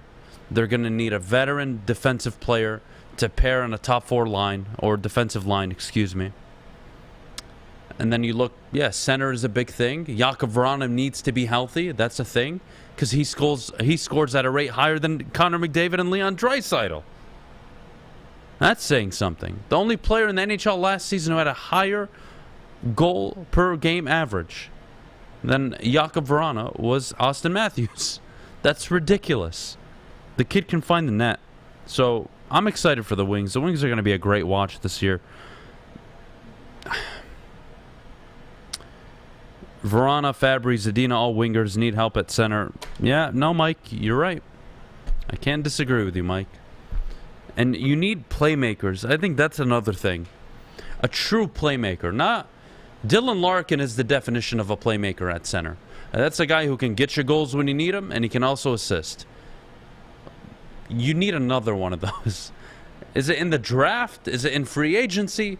Preferably in free agency, because whoever you draft, it's going to take a few years for them to come up. So we'll see. We'll see what happens. Stevie, won't go big in free agency until he is happy with the talent level youth-wise. Herman, I think everyone's very, very pleased with the talent the Wings are developing. I think they have more than enough talent in the system. I think now it's time to add veteran players that can contribute on a nightly basis, and then you go from there. What about Michigan native Jack Campbell in net? It's fine. But guys, you're looking for a guy that's going to give you 20 to 30 games maybe, depending on Nedeljkovic's performances. If Nedeljkovic is the one, he's going to start 48 to 52 games. Maybe even more. And then you look at the secondary netminder, he's probably going to get 30 games. Is that netminder capable? Is Jack Campbell capable of going 500 in those games? I don't believe so. I don't. So you're going to need a hell of a goaltender, in my opinion. One, for Nedeljkovic to learn and really become a pro under. And secondly, you just need to win some of those games. You really do. So we have a nice segment coming up in a few minutes. We got Raj from the Woodward Tigers joining us in a bit. I'm excited to talk to Raj. Fish, I have a question for you. I never asked you. Oh, boy. What do you think about Derek Lalonde, assistant from Tampa Bay? Good things. I mean, I hope he's going to bring us a championship, at least in the next 3-4 years, hopefully. What is it? The championship in the next 3-4 years? Is that too much? That'd be nice. That'd be nice, okay, buddy. 5-6, is that better? Is that more realistic, 5 or 6 years? I think 5 years they'll be contenders. Yeah, they should be. No, okay. I think they should be, and they will be. Steve Yzerman in charge. He'll get it in order. And they'll have money over the next few free agency classes to spend, so I'm not worried at all. Owen. Yeah, no, I Your agree. biggest need. Huh? Say it again. Your belief, what the biggest need is. I believe it's a netminder. Yeah. I feel like you can't. I think centers is strong too. I mean, you can't build a championship team until you get that netminder. We've seen it before. Andre Vasilevsky, like all those cups they've gone to, he's been fantastic in the playoffs. Lights out. He's been locked Well, isn't that what Sebastian Casa could be? Could but be. But Casa, maybe. I mean, if you it's apply, a big maybe. You said maybe. If you go by age, Vasilevsky came up in year 2, started about 6-7 games, then 12 the following year, and then he took the job. Right. And then they started winning cups. So if you brought up Casa at the end of the year, and he started 3-4 games, you got him experience, and then next season he was the number 2, and you started him about 12 to 18 times. Well, then 3 years from now, he's your netminder. Right. And he looked damn good in the WHL playoffs. So, shout out in the game-winning game as well. Yeah. I think you just, how patient will he be? You know, how patient and ready do you think he'll be by that year 3? If he's showing those signs, then absolutely. If not, then you gotta be ready to move on. This is a team that it's gonna be young, but like you're gonna be ready to start winning by then. You know, if he's not getting to that point, then I don't know. Fair enough. Fair enough. Defenseman, something they'll need as well. Of course. But They have again, a lot of needs he'll still. have the money. He'll have the money. He has a defenseman, I think, who's going to make the team this year, Simon Edvison, coming up from overseas. I think that's going to be a big help.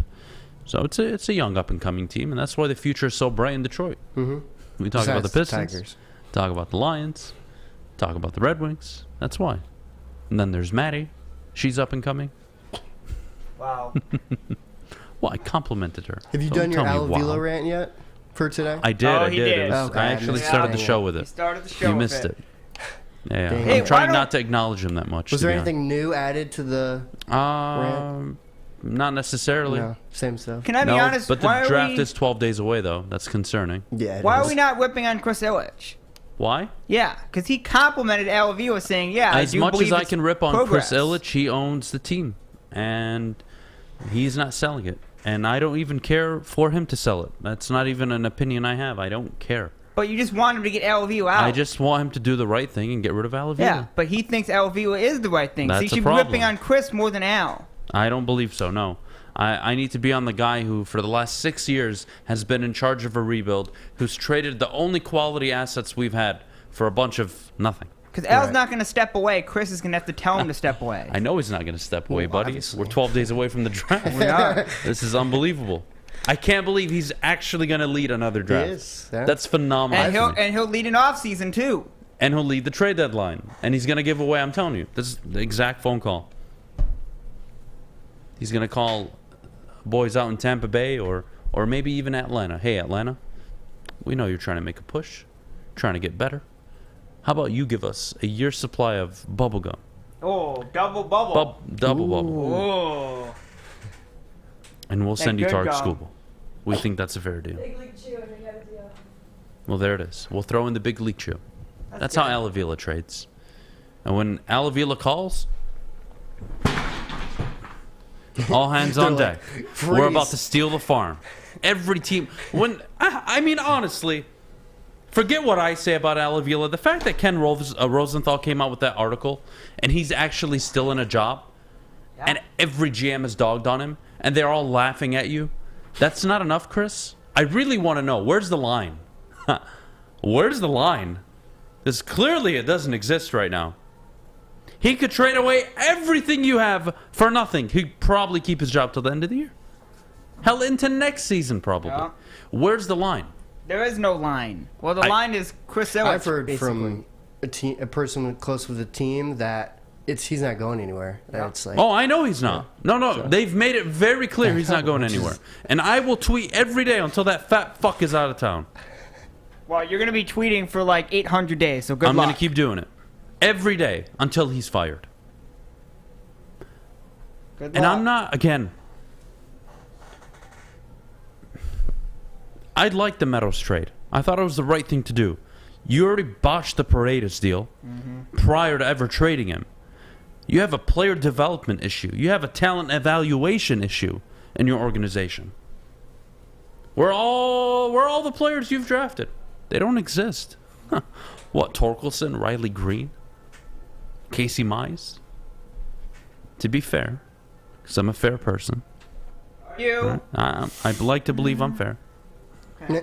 Tark Skubal Yeah, talk to some of your workers. is one of the players they drafted late. It was a hell of a pick. Got to give him credit. 5 straight rough starts for Tarek, though. It's okay.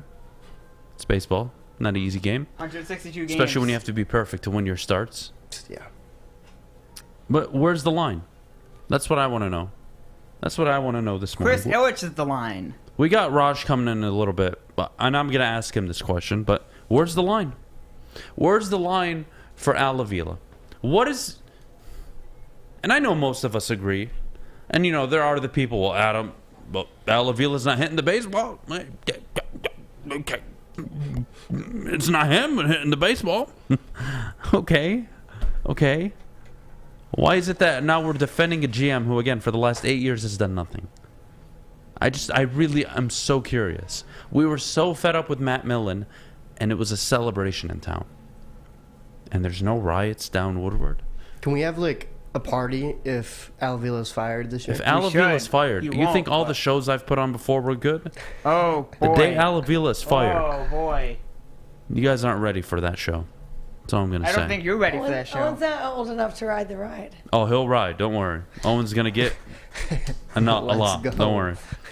Owen's going to learn a lot. We need to go to break. When we get back, Rogelio from the Woodward Tigers joins to try and talk some sense into me because I'm losing all hope. And I'm starting to get very frustrated with Chris Ilitch and Al Avila. But before we go, I need to tell you about where you need to be placing your bets, and that's on my bookie. Bet from anywhere, anytime, using my bookie. Sign up today using code Woodward if you haven't already. If you do struggle with a gambling addiction or problem, call 1-800-270-7117. It took exploring 50 different formulas and hosting countless taste tests, but we believe Gypsy Vodka is the smoothest vodka on the market. Don't believe us? Ask the owners. We're Mike and Adam Kazanowski with High Five Spirits Distillery. We're in close to about 1,200 locations throughout Michigan. We wanted to create a brand that was geared more towards freedom, love, adventure, and at the end of the day, we really wanted to tell a story that inspired other people to take risk, follow their dreams, whatever that might be. Hey, Scott from the Woodward Bet Show. Hey, hopefully you didn't spend all your fun coupons last weekend. And what a great weekend it was. Hey, we saw the great American Joey Chestnut take down the hot dog contest. We saw Riley Green hit his first walk-off homer. Hey, we had everything. It was a great weekend. But listen, you guys got to make sure you get over there to that app store and download oddstrader.com. It's got live scoring, play-by-play updates, and it's the best place to check all the odds at the sports books right in the palm of your hand. But hey, let's get back to that winner. We need some more fun coupons. Listen, where do we know that my boy Sandy, Sally, Andy, Calicana, Terra is one hell of a pitcher. So we're going to roll with the Miami Marlins today. Woodward Bets, oddstrader.com. Check it out. Make sure you're listening to Woodward Sports all day long. Start your morning with the Morning Woodward Show. Spend middays with Big D Energy. Watch and listen your drive home with the bottom line. And don't forget about Woodward Bets Daily. All live, all right here on the Woodward Sports Network. Welcome back. Thanks for joining us on the Morning Woodward Show here on the Woodward Sports Network. Speaking of the Tigers, we have our own Rogelio with us. What's going on, Raj? Good morning, everybody. How you guys doing? Oh, we're good, man. We're good. I'm glad I get to look at you this morning. You have no idea how much of an honor it is for me. Appreciate that. Good to see Maddie, your voice is getting better as the morning goes along. So you sounded raspy earlier, so it's good to hear. Well, Raj, I'm going to cut straight to it. I'm not going to hold back. It's a complete joke what's going on at Comerica Park right now. We're 12 days away from the MLB draft, and this guy is still in charge. I have no words for it. I don't understand why. And I've been talking to God recently, and even God can't give me an answer on where the line is for this guy shouldn't be in the job anymore. Like, what line needs to be crossed for him to be out of town when 31 of the 32, or excuse me, when every GM out there, except, of course, Al Avila, thinks he's a bum? How do you even go about solving that? Well, I mean, I think that Chris Ilitch could be looking at a couple of things. I mean, the Tigers have 11, pretty much the entire pitching staff's all homegrown. And before you yell at me about, well, does that really matter? Well, it does. It drives costs down. And that means that Chris doesn't have to spend the money, perhaps, to upgrade the pitching. I mean, they did with Orlando Rodriguez, but he's still MIA. But the positional side of things, I just don't. That's the part I don't understand, is that you only have Riley Green, Seth Torkelson, Cody Clemens to show as homegrown prospects, and that's it. And Clemens, you know, said it's still on the fence of what he is, but Riley Green is already second in F-WAR on the team already in just over 2 weeks. That's, I mean, that's how good a talented player he is, but at the same time, it also shows how sad the offense has been around him. And you saw glimpses, they've been out hitting their opponents recently, but it doesn't matter when you can't score runners in scoring position or Javi Baez is swinging a mile outside. And that, yeah, of course, that's his game, but I think teams are trying to figure him out a little bit too. But the line, Adam, I wish, the only thing I can think of is total outright last place, nothing. But they show effort. So as long as they continue to show effort, Look who their I'm manager not really sure to is. answer that question. Does it really matter, right? They have a manager that people respect around the league. He's a top 5 manager, no doubt. But I mean, Raj, we're deep enough into this process. We're 6 years into the rebuild, and you're nowhere near.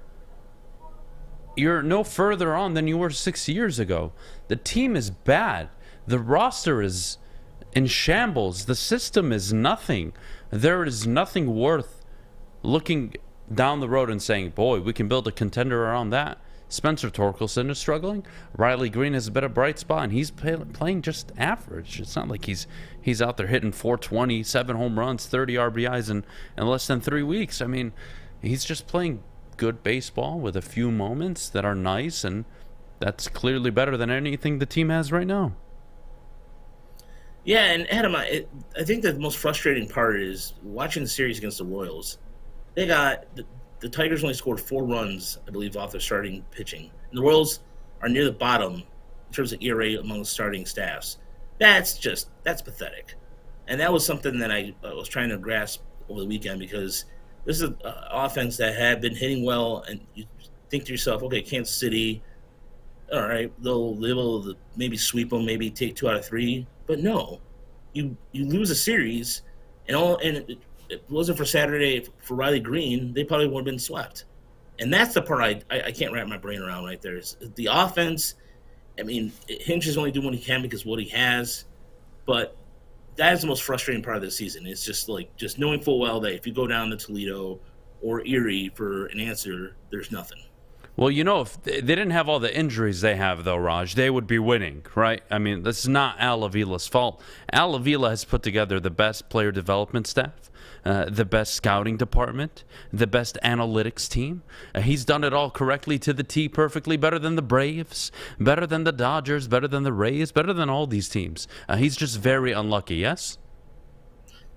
No. I mean, the injuries have taken a toll. Don't get me wrong. The Austin Meadows stuff and Isaac Paredes, the debate we'll probably get to in a second. But honestly, I will say this. The pitching development is the best that the Tigers have ever had, bar none. I was watching this team for as long as I have.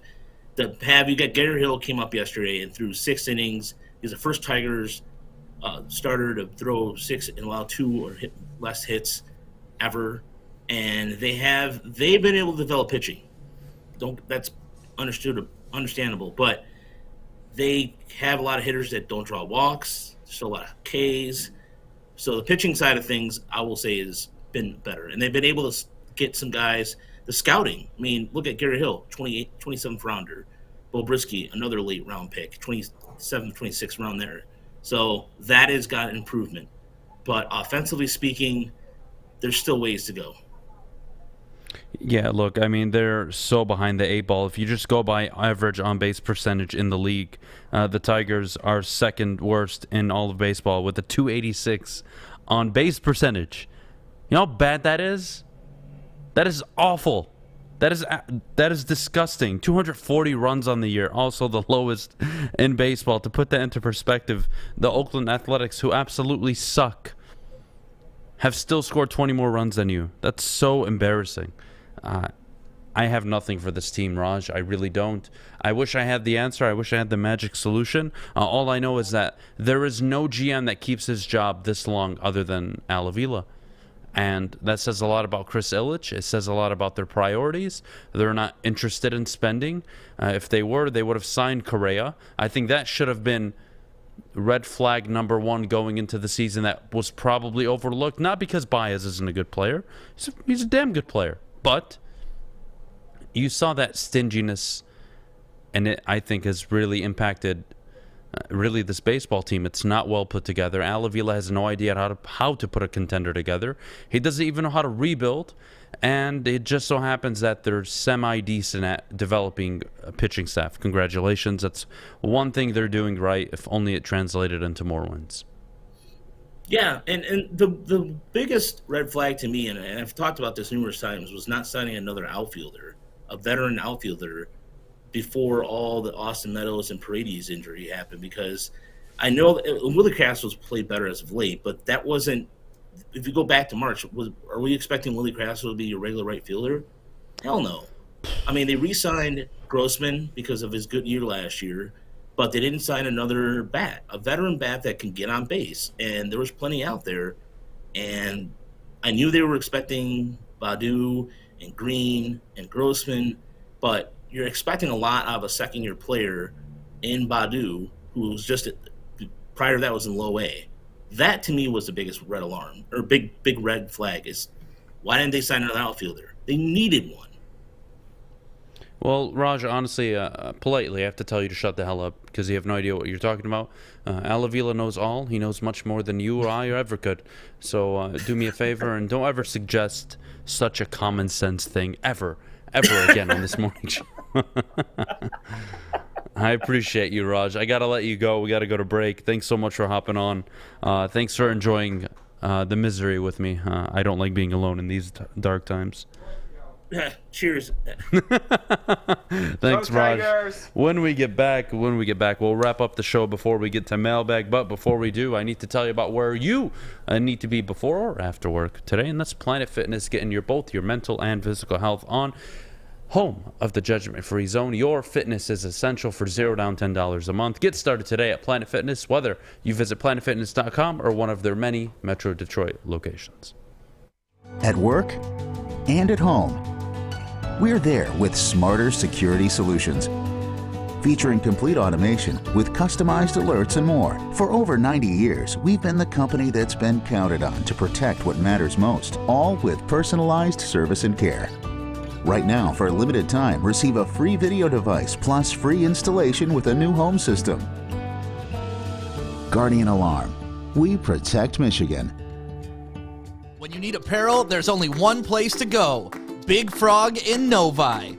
With no setup fees, no artwork fees, no minimum, and a 24-hour turnaround, you can have your whole team outfitted in no time. Embroidery, direct-to-garment, vinyl, and screen printing, Big Frog has it all in all the styles you want. So whether it's a sports team, fundraiser, school event, or corporate needs, Big Frog is your one-stop destination.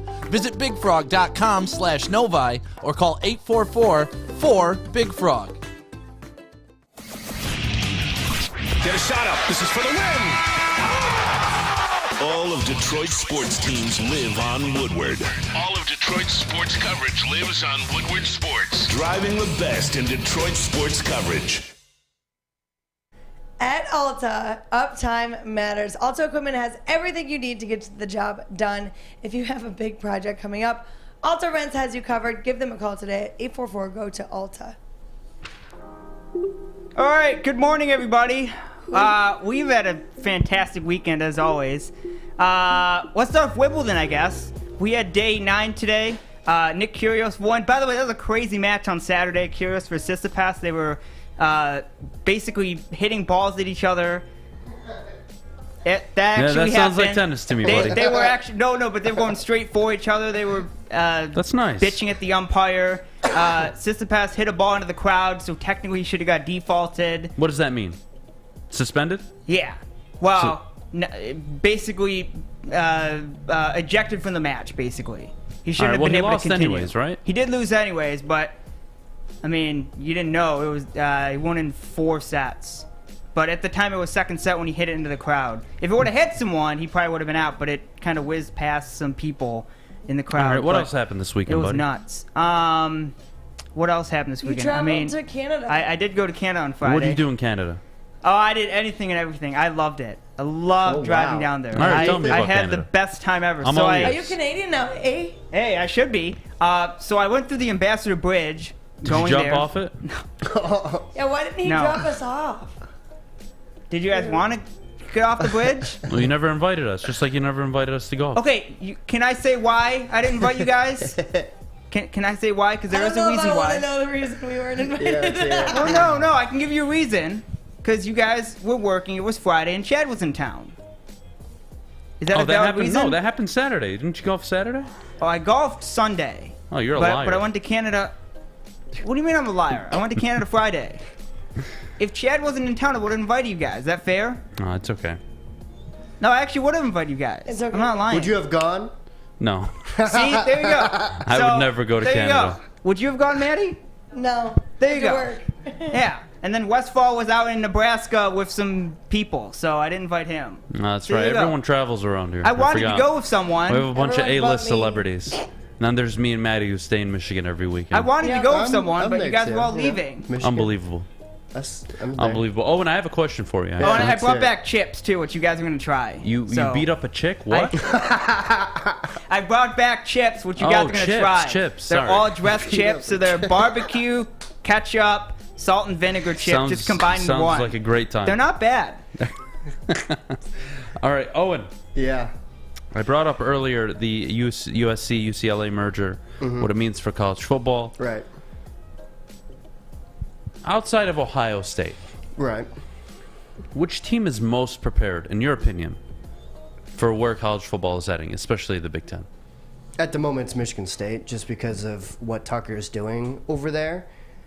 It doesn't mean that Michigan can catch up, and be there, but it's definitely Michigan State at the moment because of the recruiting and the NIL where they're at the moment. Michigan is not to that tier. We've seen it so far in recruiting early. Obviously, it's early, but I think what Mel Tucker's doing there and just the comparison between those two, which coach would you rather play for at the moment? I think it's Mel Tucker over Jim Harbaugh. And just getting those recruits is the way that you're going to keep up with this merger and the super conferences and the change of evolution of college football. So let's just keep it very authentic right now. Mm-hmm.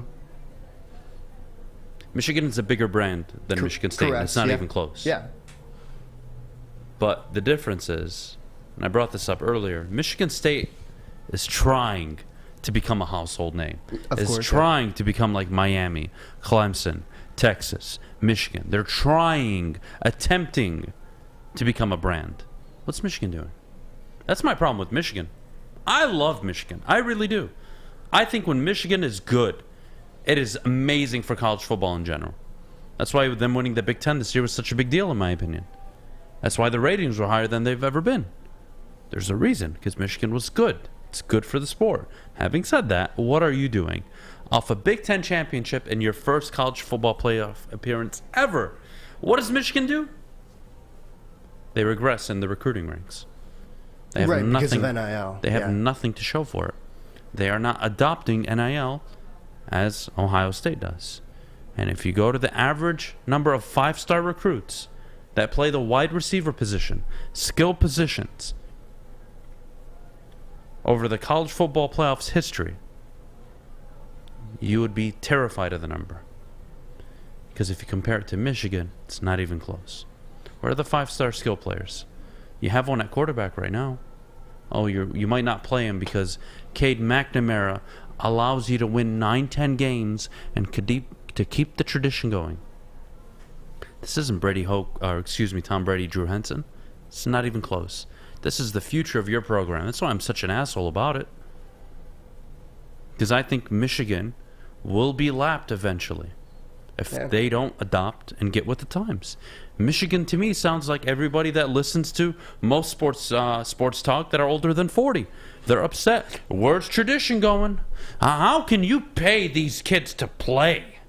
College football is dying. What? No, college football has been dying for the last 5 years. Views are down. Ratings are down. Attendance is down. It's all down. That's why this is happening. You also have to put in we the didn't pay. pandemic too. We didn't pay kids to play in the 70s, 80s, in the 90s. No. Technically, you didn't. Well, now you do. And you have TV deals. And you have ratings. And you have advertisers. And you have boards to keep happy. And you have investments. And you have a whole campus to run that is basically funded through your football program. So if you don't have a good football program, it's not good. That's why Michigan needs to wake up.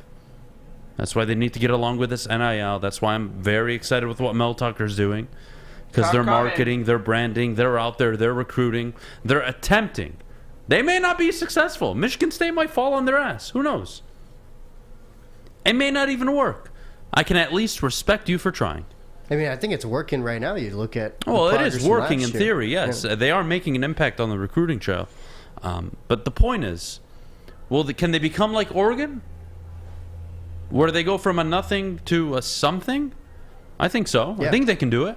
Well, like I've said this before, but Tucker for the 15 guys that were drafted on Georgia this past year, 11 of them were recruited by Mel Tucker at Georgia. And his goal is to get up to that standard of Georgia, Bama, Ohio State, those kind of guys. So that's why I say, just because that goal is higher and that bar is higher for Mel Tucker, that I think at the moment Michigan State is more suited than Michigan between the two. Yeah, I don't think you're wrong. I think what I would say is, 2023, Michigan State is already at what? Where are they on this They're list? 7 4-stars, but they've fallen a little bit in the recruiting. And then rankings Michigan is not looking good as well. Right. Michigan in 2022, yeah, they're good, but 23 and 24 doesn't look good right now. And it's early. It's very early. Of course, yeah. But and again, Michigan's a solid brand. They'll recover. They'll get players. But again, are you going to change your ways? Are you going to change your ways to play like Ohio State so you can recruit the 5-star skill position players? So you can actually contend against Georgia and Bama and Clemson and Ohio State? Or do you just want to rely on play like Bo, go another 18 years without a Big Ten championship, and then see how that works for you? I think it's all about adapting or dying. And whether we're talking about this for many, many teams, whether it be Clemson, and you've seen the regression last year with that, not going out and trying to get guys in the transfer portal like Mel Tucker. You can change your program in 1 year with the portal and NIL. I mean, if you're Michigan, you got to realize that every single year is a new year, and that's going to change. You got to go out and get guys to replace those guys that left in the draft or left in the portal or something else happened to them. It's just the way you have to go, or else you're going to not be as good. You have to constantly be changing and trying and going out and recruiting, because if you're not, you're going to be left in the dust. That's just college football now. I agree, and that's why Michigan State's doing what they're doing. Because, yes, they've been a good program for a long time, but they've never been a destination program. No, yeah. Michigan's a destination program. It is. It just is. It's a very attractive job. Just like Texas, Miami, even when they suck. Just like Lincoln Riley will go to a 4-win USC team over Oklahoma. Brand. It matters. And also that he didn't want to go to the SEC, too. Nah, I don't think that's... he's a competitor. That was actually he wouldn't have... when they pitched him on the job, I can guarantee you the conversation was, we have a big plan going on. We can't say anything yet, but we just want you to know we won't be here for long. We're going to do something crazy. And that was the Big Ten deal. And I know that for a fact because Fox was already negotiating prior to this ever happening. So... Well, which conference would you rather be in, the Super Conference of the Big Ten? It doesn't matter or the Super Conference because they're going to expand the college football playoffs because of money. And then it'll go from 4 to 8, 8 to 12, and then probably 16. 4 to 12, it will happen. Yeah. It will happen. I promise you. Yeah, I'm just saying, which side would you rather be on if you're? It doesn't Lincoln matter. Riley? It's irrelevant. I promise you, it's irrelevant. Well, because conference games. Oklahoma with Lincoln Riley is good enough to finish 3rd or 4th place in the SEC easily, with their recruiting. If Lincoln Riley was still there. Well, yeah. Now they're going to struggle. So let's take a break. We'll continue the conversation when we get back. Mailbag time. Get your questions in the chat. But before we go, I got to tell you about the Mulligan. Whether you're on the golf course with Fish, not inviting me to play, or you're in the backyard with myself and Westfall and Maddie having a good time, make sure you're drinking the Mulligan 8% alcohol, iced tea, lemonade. It's a great mix. As always, make sure you're drinking responsibly. Life is full of hard choices. We're here to make one of life's biggest decisions as simple as possible. My name is Christina Gennari, and for over 20 years, I've helped hundreds of families buy and sell homes. We cover all of Metro Detroit and more, from large luxury homes to starter homes. We will work hard to make sure that you get the home of your dreams. So if you're in the market today or even thinking about buying or selling in the future, make the obvious choice. Christina Gennari, the obvious choice in real estate. Visit us at soldchristina.com today. Ciabattas, summer salads, and dip shakes. All at Big Boy. Try a chicken club, chicken cordon bleu, or sunrise ham and cheddar. All on our grilled ciabatta bread. Or keep it light with our Michigan apple, chicken Caesar, or Greek salad. And don't forget to cool off with a frosty hand-dipped cookies and cream or strawberry shake. You heard it here first. Summer just got better. New to the game or a season better? OddsTrader.com has everything you need to make the right bet ahead of kickoff. Begin your handicapping journey with OddsTrader. Improve your edge by finding the best price on every game from sportsbooks in your backyard. Take advantage of the numerous sign-up bonus offers to pad your bankroll. Dive into key game statistics, player performance, and even account for the projected game day weather. Best of all, you can use the Odds Trader bet tracker to keep a log of your action. Welcome to Odds Trader, and best of luck. We are the network for Detroit by Detroiters. Welcome to the Woodward Sports Network. Well, it's a little gloomy here in Metro Detroit today, but don't worry, you can still get your tan on at Chili Peppers Tanning. That's where you find the cleanest salons in the D. They've got spotless sanitized rooms and trained certified tanning professionals. Don't forget, of course, to join the Pepper Club for all the best deals on unlimited tanning. Chili Peppers has the hottest bulbs, the hottest deals, and the darkest tan. Chili Peppers Tan! All right, we're back here on the Morning Woodward Show. Mailbag time. Abe starts off with, I think, one of the more important questions that you'll ever see post-Independence Day, and that is, does anybody actually like fireworks? Maddie, you can answer that. No. Yeah. No one likes fireworks. Fireworks are stupid. They're a waste of money. They are They're a waste of money. Time. Yep. They're way too loud. Because then My you have baby to... ears are too sensitive. My dog freaks out. No more fireworks. Because then you have to clean them up after. If you want to watch fireworks, well, I don't know, go find a video that somebody's mom took 5 years ago that looked the exact same. Damn. Where's Tim? Well, Maddie just ruined 4th of July for everybody. Well, so. okay. No, they should have no backyard fireworks. Like, if it's in a house district, move them to, like, the city. Move them to, like, Detroit. Or, like, a big city. Why? Where are they going to set off fireworks in Detroit? Isn't it it's supposed to be for people to do? That's the point. Well, I know, but... No, fireworks are stupid. Yeah, just put them, like, in a big Replay area. the same damn video every year on TV. Go watch it with your family. I don't care. Stop with the fireworks. Yeah, just put them in big cities. Get them away from, like, the housing district. I hear a bunch of complainers. Will the Big Ten get the other Pac-12? Pac-12? To yourself again? Yeah, I don't think they did. Will the Big Ten get the other Pac-12 teams now that they got USC and UCLA? And people injure themselves. We'll see where Oregon goes. This is it. This is done. The reports are the SEC and Big Ten are looking to expand their conference to 24 teams. Yeah. 24 teams each. Again, get with the times. Get with this is where college football is going, guys. And believe me, I would rather watch Michigan UCLA, Michigan Oregon, Michigan USC, Michigan Penn State, Michigan State, Michigan Ohio State, Michigan Nebraska, Michigan Iowa, than what the hell I'm getting the first four. You know what? Wait. You do realize you're still going to get those in the first, like, 4 weeks. Nope. No. Nobody. No. Nope. It'll be cut down. Yeah. It'll be cut down. And that's the beauty better of this hope model. so. See, I'm not going to get Michigan, Colorado State. Right. Probably not going to watch. I'm excited. Michigan, Iowa, Hawaii, excuse me, not going to watch. Michigan, Connecticut, UConn, okay, you're not going to watch. Those are some hard games. Michigan, Maryland, okay. That's Big Ten. It's a Big Ten game at least. At least you get a Big Ten game to watch. And then it's Michigan, Iowa, Michigan, Indiana, Penn State, yeah. Michigan State, yeah. Rutgers, meh. Nebraska, depends on how they are that year. Illinois, meh. And then Michigan, Ohio State. What if I told you your schedule this year was Michigan, UCLA, Michigan, some out-of-state team, I don't care, whatever, out of conference. Let's say 2 out-of-conference games. Dame, week 2. Michigan, Notre Dame at a night game, and then Michigan, Maryland, Michigan, Iowa, Michigan, USC, Michigan, Penn State, Michigan State, Michigan, Ohio State, Michigan, Nebraska. Come on, guys. That is so much more entertaining to watch. I would be locked in all season long. You would be watching every game. Michigan, every Big Ten game would matter, just like every SEC game matters. I mean, it's just a whole new level. I think it's great for the sport. I really do. Westfall wants to know if you're going to choke out fish like Joey Chestnut. Did you watch the hot dog eating contest yesterday? Yeah, it was nuts. That was wild. I mean, how many wieners can you smash down? Smash down. The women, the woman who won was 40. Yeah, it was 40, yeah. How many can you take down? Not 40, that's for damn sure. I had one yesterday. All right, that's good. There you go. I also had a slice of pizza, cheese fries, and That doesn't sound like a 4th of July pretzel, celebration. too. What do you mean it's not a 4th of July celebration? I ate tacos all weekend because I was at Taco Fest. How do you not? All right, well, look, that's it for the show today. Everybody, thank you for watching this morning. Terry will be back tomorrow.